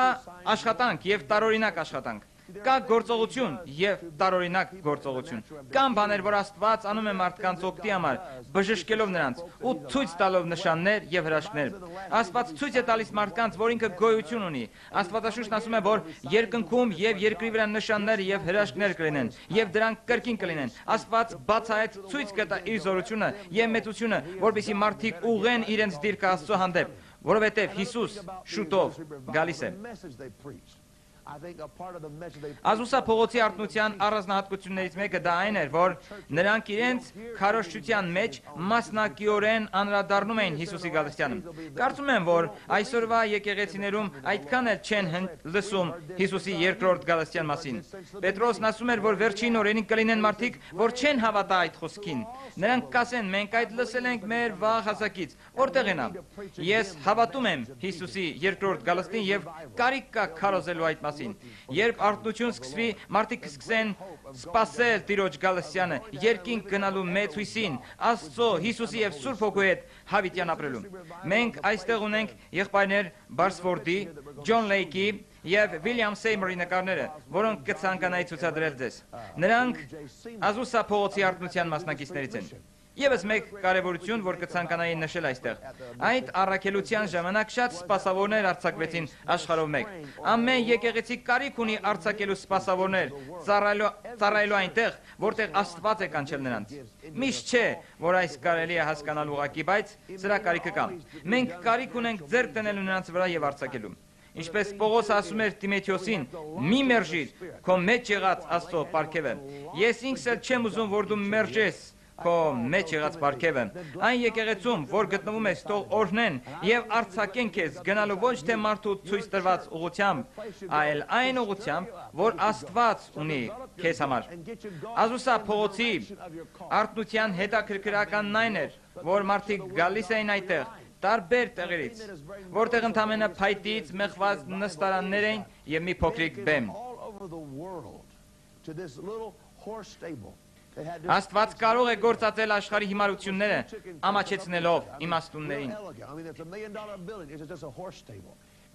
Այս արթնությունը ծնեց ծառայողներ, որոնցից էին եղբայրներ Լեյքն ու Բարսֆորդը։ Եղբայր Լեյքը Սեյմորի մասին ասում է. Նա այնպիսի մարդ էր, որ եթե ծառայության ժամանակ լինեիք նրա կողքին, ապա կզգայիք Աստծո ներկայությունը։ Մենք նորից կարիք ունենք այնպիսի ծառայողների, որոնք տալով իրենց կյանքը Աստծուն կգրեն նրա փառքը եւ ներկայությունը։ Եղբայր Սեյմորը այդ մարդկանցից մեկն էր։ Եղբայր Սեյմորը կրթված չէ, նա ծնվել էր ստրկության ժամանակաշրջանում, ստրուկների ընտանիքում եւ տեղյակ չէր իր ընտանիքից։ Նա չէր կարողանում գտնել իր ընտանիքը, որովհետեւ Ամերիկայում այդ ժամանակ այլ իրավիճակ էր։ Բայց նա սիրում էր Տիրոջը եւ ուզում էր ծառայել նրան։ Նա քարոզում եւ շարժվում էր Աստծո հետ եւ Աստված գործածեց նրան։ Ազուսա փողոցի արթնությունը տևեց ընդամենը 3.5 տարի։ Այս արթնությանը խթան հանդիսացան եղբայրների մեջ ծագած վեճերը եւ կախարդությունը։ Որոշ ծառայողներ ցանկանում էին իշխել եւ վերահսկել այդ ամենը։ Այստեղ մենք կարիք ունենք սովորելու հետեւյալը։ Կարևոր չէ դու հովիվ ես, թե ուղակի ճանապարհորդող։ Դու պետք է հասկանաս քո ծառայության հենց սկզբից, որ երբ սկսես հաջողությամբ գործել, քեզ անհրաժեշտ է տեղեկանալ քո շուրջը գտնվող մարդկանց մասին, ովքեր կփորձեն քեզ իշխել, նախանձել, վայր գցել ու ծեծել։ Նրանք ծրագրավորված եւ օծված են սատանայի կողմից եւ գալիս են շողոքորթությամբ։ Շողոքորթությունը դա ամենամեծ խորամանկությունն է քեզ բռնելու եւ կապելու համար։ Միգուցե մեկը քեզ ասի. դու ամենահրաշալի քարոզիչն ես, որին ես հանդիպել եմ։ Կցանկանաս գամ եւ օգնեմ քեզ։ Ես կօգնեմ քեզ լինել այն, ինչ որ ուզում ես։ Ես հիշում եմ, որ մի սպասավոր եկել էր իմ ընկերներից մեկի մոտ, որը երաշտական ծառայության մեջ էր եւ նրան առաջարկել հետեւյալը. եթե դու երգես իմ եկեղեցում, ես կօգնեմ քեզ, որ դու դառնաս ճանաչված երգիչ։ Ընկերս հրաժարվել էր։ Դրանից հետո այդ սպասավորը արել էր մեծ գործեր, բայց նրա ծառայությունը ձախողվեց։ Դուք պետք է ուշադիր լինեք մարդկանց շարժառիթների նկատմամբ, քանի որ ազատություն կար, եղբայր Սեյմորը թույլ էր տվել ուրիշներին նույնպես գալ եւ ծառայել այդտեղ։ Պետք է տեղյակ լինել եւ ճանաչել մարդկանց, որովհետեւ ոչ բոլորն ունեն ճիշտ շարժառիթներ։ Քո սրտի շարժառիթները կարող են նաև օգնել ստեղծելու ճիշտ մթնոլորտ, որտեղ Սուրբ Հոգին կարող է շարժվել։ Եղբայր Սեյմորի շարժառիթը հետևյալն էր. թող Աստված լինի Աստված, թող Աստված գործածի մարդկանց։ Այո, նա ուներ նաև որոշ սխալներ։ Նա պետք է լուծեր ներկա գտնվող կախարդների եւ հիպնոտիզյորների հարցերը եւ դուրս հրավիրեր նրանց։ Մինչդեռ միևնույն ժամանակ շատերը գալիս են եւ խանգարում նրա թող Աստված լինի Աստված սկզբունքը։ Մենք պետք է քննենք մեր անձերը, որպեսզի մեր շարժառիթները ճիշտ եւ մաքուր լինեն։ Եթե ուզում եք տեսնել Աստծո շարժը ձեր եկեղեցում եւ ձեր ծառայության մեջ, ապա պահպանեք ձեր սրտի ուղղությունը եկեղեցու անդամների եւ ծառայողների հանդեպ։ Եղբայր Սեյմորը խնդիրներ ուներ իր ծառայողների հետ։ Մի կին փախել էր փոստարակման ցուցակով եւ սկսել էր տպագրել ամսագիր, առաքելական հավատք վերնագրով։ Կարծում եմ նա ընդունակ եղավ տպագրելու 13 օրինակ, որը Սուրբ Հոգով մկրտության մասին էր։ Այս ամսագիրը գործածվում էր ամբողջ աշխարհով մեկ։ Մի հնդկացի մարդ կար, երբ նա կարդաց այդ նյութերը, սկսեց փնտրել Սուրբ Հոգու մկրտությունը եւ նա ստացավ։ Բայց այն կինը, որը տպագրության ղեկավարն էր, վերցրեց այդ ցուցակները եւ փախավ, որովհետեւ նա չէր սիրում այդ ծառայությունը։ Լավ է, որ դուք ճանաչեք ձեր ծառայողական կազմը։ Լավ է, որ իմանաք, թե ով է կուլիսների ետևում, որովհետև երբ դևերը չեն կարողանում հասնել ձեզ, նրանք կփորձեն գործակցել ձեր ծառայակիցների հետ։ Ժամանակին մենք հալածվել ենք մեր ծառայության մեջ, այն բանի համար, որ ես խիստ դիրք ունեի իմ ծառայողների նկատմամբ։ Ես չեմ ուզում, որ դևերը բռնեն ոչ ինձ եւ ոչ նրանց, եւ պահում եմ պաշտպանող պատ նրանց շուրջ։ Ես սիրում եմ նրանց։ Նրանք ազատ են անելու այն, ինչ ցանկանում են, բայց միևնույն ժամանակ հոգևոր իրականության մեջ ես պաշտպանում եմ, որպեսզի դևը չհասնի եւ սկսի գործածել։ Հնարավոր է, որ մեկ անգամ օգտագործվի նրանց տկարությունը, բայց այն կարող է քանդել ծառայությունն ու հաղորդակցությունը։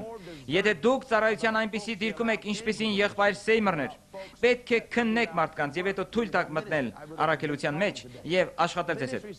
Կարծում եմ, սա մեծ խնդիր է այսօր։ Ծառայությունները, որ կործանվում են այսօր, չեն կործանվում դրսից, այլ կործանվում են ծառայողների եւ ներքին հարաբերությունների պատճառով։ Ինչպես ասացի, Ազուսա փողոցի արթնության ձախողվելու պատճառը դա եղբայրների միջև ծագած վեճերն էր։ Մարդիկ, ովքեր եկել էին սխալ շարժառիթներով, փորձում էին վերահսկել եւ թելադրել։ Իսկ Սեյմորը չէր արգելում այդ։ Սեյմորը հեռացավ կյանքից եւ նրա միսիան ավարտվեց։ Միայն տարիներ հետո մարդիկ նրա գերեզմանակարին գրեցին հետեւյալ խոսքերը. Այստեղ մեր հովիվն է։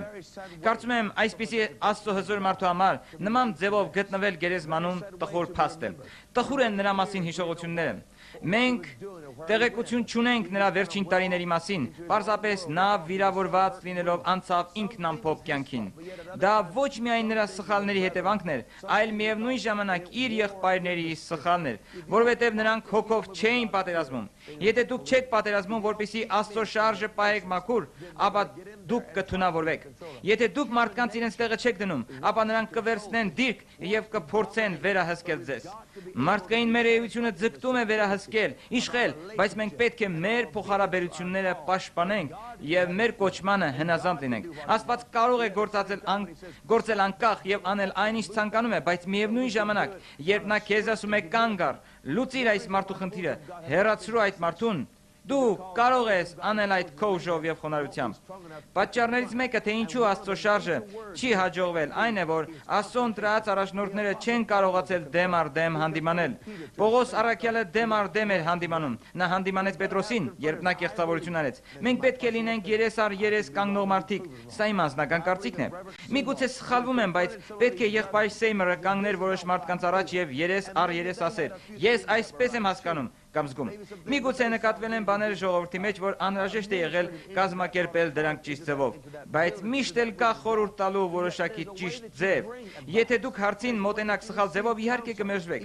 Եվ եթե ինչ-որ մեկը գալիս է ձեզ մոտ խորհուրդով, պետք է քննեք նրան աղոթքով կամ խոսքով։ Պետք չէ ընդունել այն մարդուն, որը կարող է վիրավորել քեզ։ Արձակիր նրան եւ պաշտպանիր քո կյանքը, բայց Աստվածը հաշվի առ եւ աղոթիր դրա համար, խնդրելով Աստծուն, որ նա ցույց տա դրա մեջ եղած ճշմարտությունը։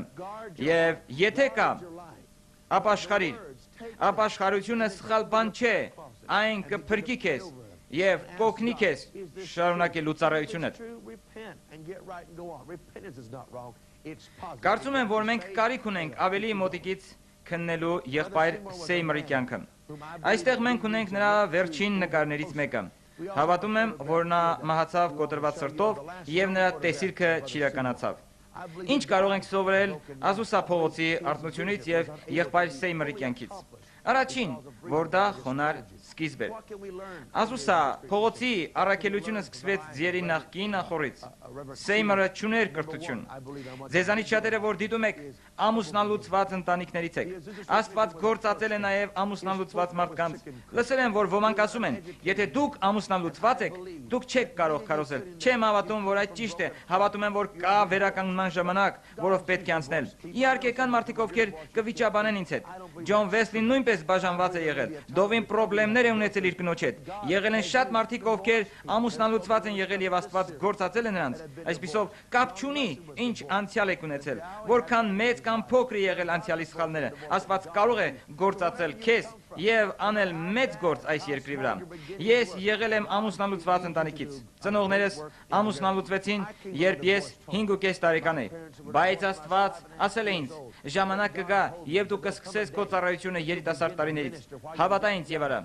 Ես հնազանդվեցի եւ այդ գործում եմ։ Մենք հասել ենք այնպիսի օրերի, որտեղ անցյալը չի կարող թելադրել ապագան։ Սովորիր ամեն բան եւ երբեք մի մոռացիր, որտեղից ես սկիզբ առել։ Ես երբեք չեմ մոռանա այն օրը, երբ հայրս լքեց տունը։ Հիշում եմ խուճապը, փողի պակասը։ Մենք ընդամենը ունեինք 10 ցենտ արծաթադրամ, բայց Աստված ապահովեց մեզ, եւ ես միշտ մնացել եմ Աստծո հետ։ Այսպիսի սկիզբը կպահի ձեզ միշտ խոնար, եւ դուք կդառնաք Աստծո մեծ մարդ։ Հիսուսն ինքը ծնվեց Մսուրում Հյուսնի ընտանիքում։ Նա թագավորի որդի չէր երկրի վրա, նա կարող է գործածել քեզ։ Երբեք մի կարծիր, որ եթե դու ընկել ես եւ Աստվածաշնչի դպրոց չես գնացել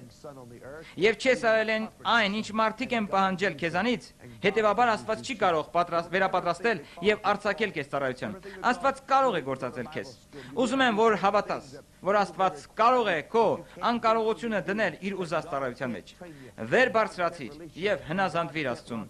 Դոկտոր Դովը մի փոքր շոտլանդացի տղա էր, որը մեծանալով դարձավ Աստծո մեծ մարդ։ Նայում ենք տիկին Էթերին, նա մի փոքր կին էր, որը հնազանդվեց Աստծուն եւ գործածվեց Աստծո կողմից։ Նայում ենք Էվեն Ռոբերտսին, նույն բանը կարող ենք ասել իր մասին։ Խոնար սկիզբը չի ասում, որ դուք չեք կարող հնազանդվել այն բանին, ինչին որ Աստված կոչել է ձեզ։ Դուք կարող եք Աստծո զորությամբ։ Կարող եք նայել նաև մյուսներին, կարող եք նայել նրանց կյանքին եւ կտեսնեք, որ նրանք նույնպես ունեցել են խոնար սկիզբ։ Ես տեսնում եմ բաներ, որ միգուցե ուրիշները չեն տեսնում։ Ես տեսնում եմ, որ եթե Աստված գործածել է նրանց, նա կարող է գործածել նաև ինձ։ Եթե Աստված կարող է գործածել Վիլյամ Սեյմրին, մի կույրի բժշկելու մարդկանց, լցնելու Սուրբ Հոգով, հեղափոխելով աշխարհը, բերելու աշխարհի համար պատգամ, որի կարիքը աշխարհը զգում է, ինչու նա չի կարող անել մեր միջոցով։ Դուք պետք է հավատաք ձեր կոչմանը։ Դուք պետք է անեք այն, ինչ Աստված է ասել ձեզ անելու։ Ես համոզված եմ, որ իմ կոչումը կհաստատվի եւ այդ կգնա աշխարհին ծառայելու։ Դուք պետք է ունենաք նույն ուժը, դա հպարտություն չէ, այդ կոչվում է ապահովություն։ Երբ ապահով եք ձեր կոչման մեջ, դուք ապահով եք նաև նրա մեջ, ինչպիսին որ Աստված կանչել է ձեզ լինելու։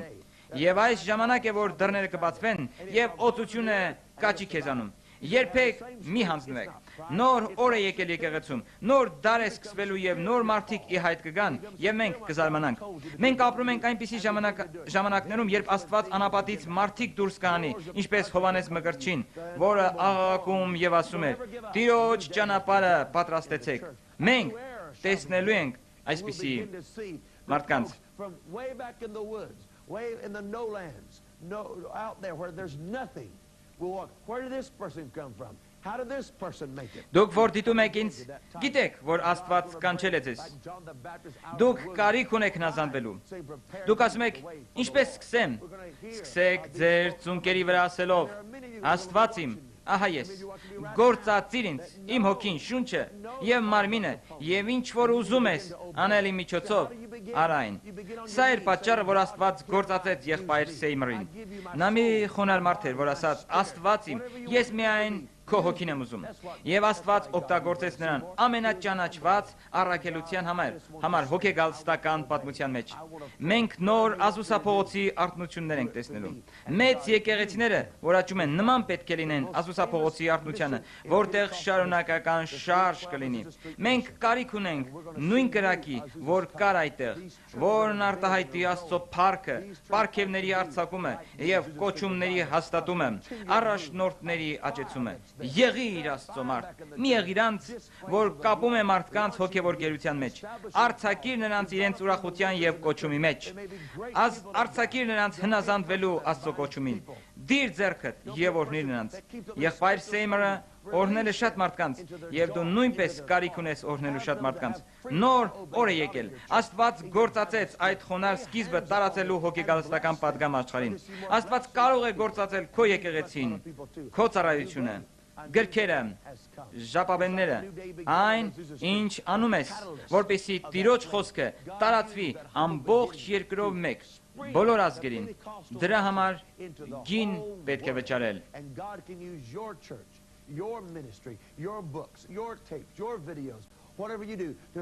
Եղբայր Սեյմրը գրեց մի գիրք եւ արեց տարբեր բաներ, բայց չեմ հավատում, որ կատարեց բոլոր առաջադրանքները։ Պատճառը իրեն շրջապատող մարդիկ էին, իր վրա խոսողները եւ վերքեր պատճառողները։ Միևնույն ժամանակ նա չլուծեց որոշ հարցեր, որ իրեն ասվել էր։ Սովորեք խորհուրդ վերցնել։ Բազմության խորհրդի մեջ կա մեծ իմաստություն, բայց ոչ թե գլխի, այլ սրտի խորհուրդ վերցրում։ Գտիր մարդիկ, ովքեր ավելի շատ գիտեն Աստծո մասին, քան դու, եւ թույլ տուր, որ նրանք խոսեն քեզ հետ։ Մի խոսիր մարդկանց հետ, ովքեր ասում են. այո, գտիր մարդիկ, ովքեր գիտեն Աստծուն, եւ խոսիր նրանց հետ։ Ես սիրում եմ տարեց մարդկանց եւ ինձ շրջապատում եմ այդ մարդկանցով։ Գնում եմ եկեղեցի քարոզում եւ գտնում եմ ալեհեր մարդկանց։ Ասում եմ, որտեղ են նրանք։ Ես ուզում եմ խոսել նրանց հետ եւ հարցնել այս մարդկանց մասին։ Ինչ եղավ այս մարդկանց հետ։ Ինչ կատարվեց իրենց կյանքում։ Ինչի ասում Աստված։ Խնդրում եմ, որ ձեռք դնեն եւ աղոթեն ինձ համար։ Խնդրում եմ, որ խորհուրդ տան։ Խնդրում եմ, որ պատմեն իրենց փորձառությունից, թե ինչ է արել Աստված իրենց հետ։ Եթե դուք անեք միևնույն բանը, ապա դուք կաճեք եւ ձեր կյանքը ապահով կլինի։ Սկսելը եւ ավարտելը տարբեր բաներ են։ Իմացիր, որ քո կյանքում պետք է ամեն ինչ ճիշտ ձևով անես։ Դու պետք է զորություն ունենաս ուղիղ մնալու։ Մեզ անհրաժեշտ է ավելի ուժեղ լինել եւ մնալ Աստվածաշնչի սկզբունքների մեջ ուղիղ, քան պարզապես ունենալ հրաշալի ժողովներ։ Հիշեք, որ չպետք է մոռանաք, որտեղից եք սկսել։ Երբեք չմոռանաս, թե ինչպես ես հնազանդվել Աստծուն։ Երբ ամեն բան գործում է քո օգտին, երբ ամեն ոք գիտի քո անունը, երբ գումարներ մուտք կգործեն, երբ քո եկեղեցին լցվի, երբեք մի մոռացիր այն օրը, երբ դու չունեիր ոչինչ եւ ծունկի վրա աղոթում էիր ասելով. Աստված իմ, օգնիր ինձ, ես ուզում եմ, որ գործածես ինձ, ես կյանքս նվիրում եմ քեզ։ Տեսնում ենք մարդկանց, ովքեր հասնելով ինչ-որ դիրքի եւ ճանաչման հեռանում են Աստծուց, որովհետեւ իրենց ծառայության հաջողությունը սկսում է իշխել իրենց վրա։ Բայց նրանք, ովքեր մինչև վերջ գնում են առաջ, տալիս են իրենց կյանքը Աստծուն եւ երբեք ետ չեն վերցնում Աստծուց, նրանք կհաջողեն մինչև վերջ։ Տուր քո կյանքը Աստծուն, քո շունչը, քո էներգիան, մինչև քո երկինք գնալը։ Մինչ կննջես, քարոզիր վերջին քարոզդ եւ ոչ թե աստիճանաբար հեռացիր Աստծուց եւ հետո ավանդիր հոգիդ։ Աստվածաշունչն ասում է, որ արդարը կապրի լուսավորված։ Այսօր մեր օրն է։ Փառքից փառք գնալու, զորությունից զորության, մինչև մեր կյանքի վերջը։ Չկա թոշակի անցնել։ and the new and the old. Դուք մեծահասակներ, նոր սկիզբ է ձեզ համար գալիս, նոր դար։ Աստված միավորում է նորը եւ հինը։ Նորը եւ հինը կարիք ունեն միանալու հոգով եւ քարոզչությամբ։ Թե ծերերը եւ թե երիտասարդները տեղ ունեն այս շարժման մեջ։ Ձեր մարդը նման է նավի մեջ կողմնացույցի։ Կողմնացույցը օգնում է մեզ ճիշտ ուղղությամբ գնալու, բայց մենք կարիք ունենք երիտասարդների, որոնք թարմուժ են առաջ գնալու համար։ Թող Աստծո պարգևը քո ներսում առաջ մղի քեզ։ Ես շարունակ ասում եմ, որ նոր շրջան է եկել եկեղեցու համար, եւ մենք տեսնելու ենք ծերերին եւ երիտասարդներին կողք կողքի։ Աստված ասում է, որ վերջին օրերը որդիների սիրտը կփոխի դեպի իրենց հայրերին եւ հայրերի սիրտը որդիներին։ Այս օրը սկսել է, այսպիսով հնազանդվիր Աստծուն եւ եղիր ուժեղ, պատերազմիր դեպի հետ եւ դու ընդունակ կլինես հնազանդվելու քո կոչումին։ Amen. We believe that this series of lectures on the Healing Evangelist has helped you to grow in your life and ministry. If you'd like more information on the lives of these men and women of God, just write Robert Slairdon Ministries, P.O. Box 23238, Minneapolis, Minnesota 55423, or call 612-927-4455.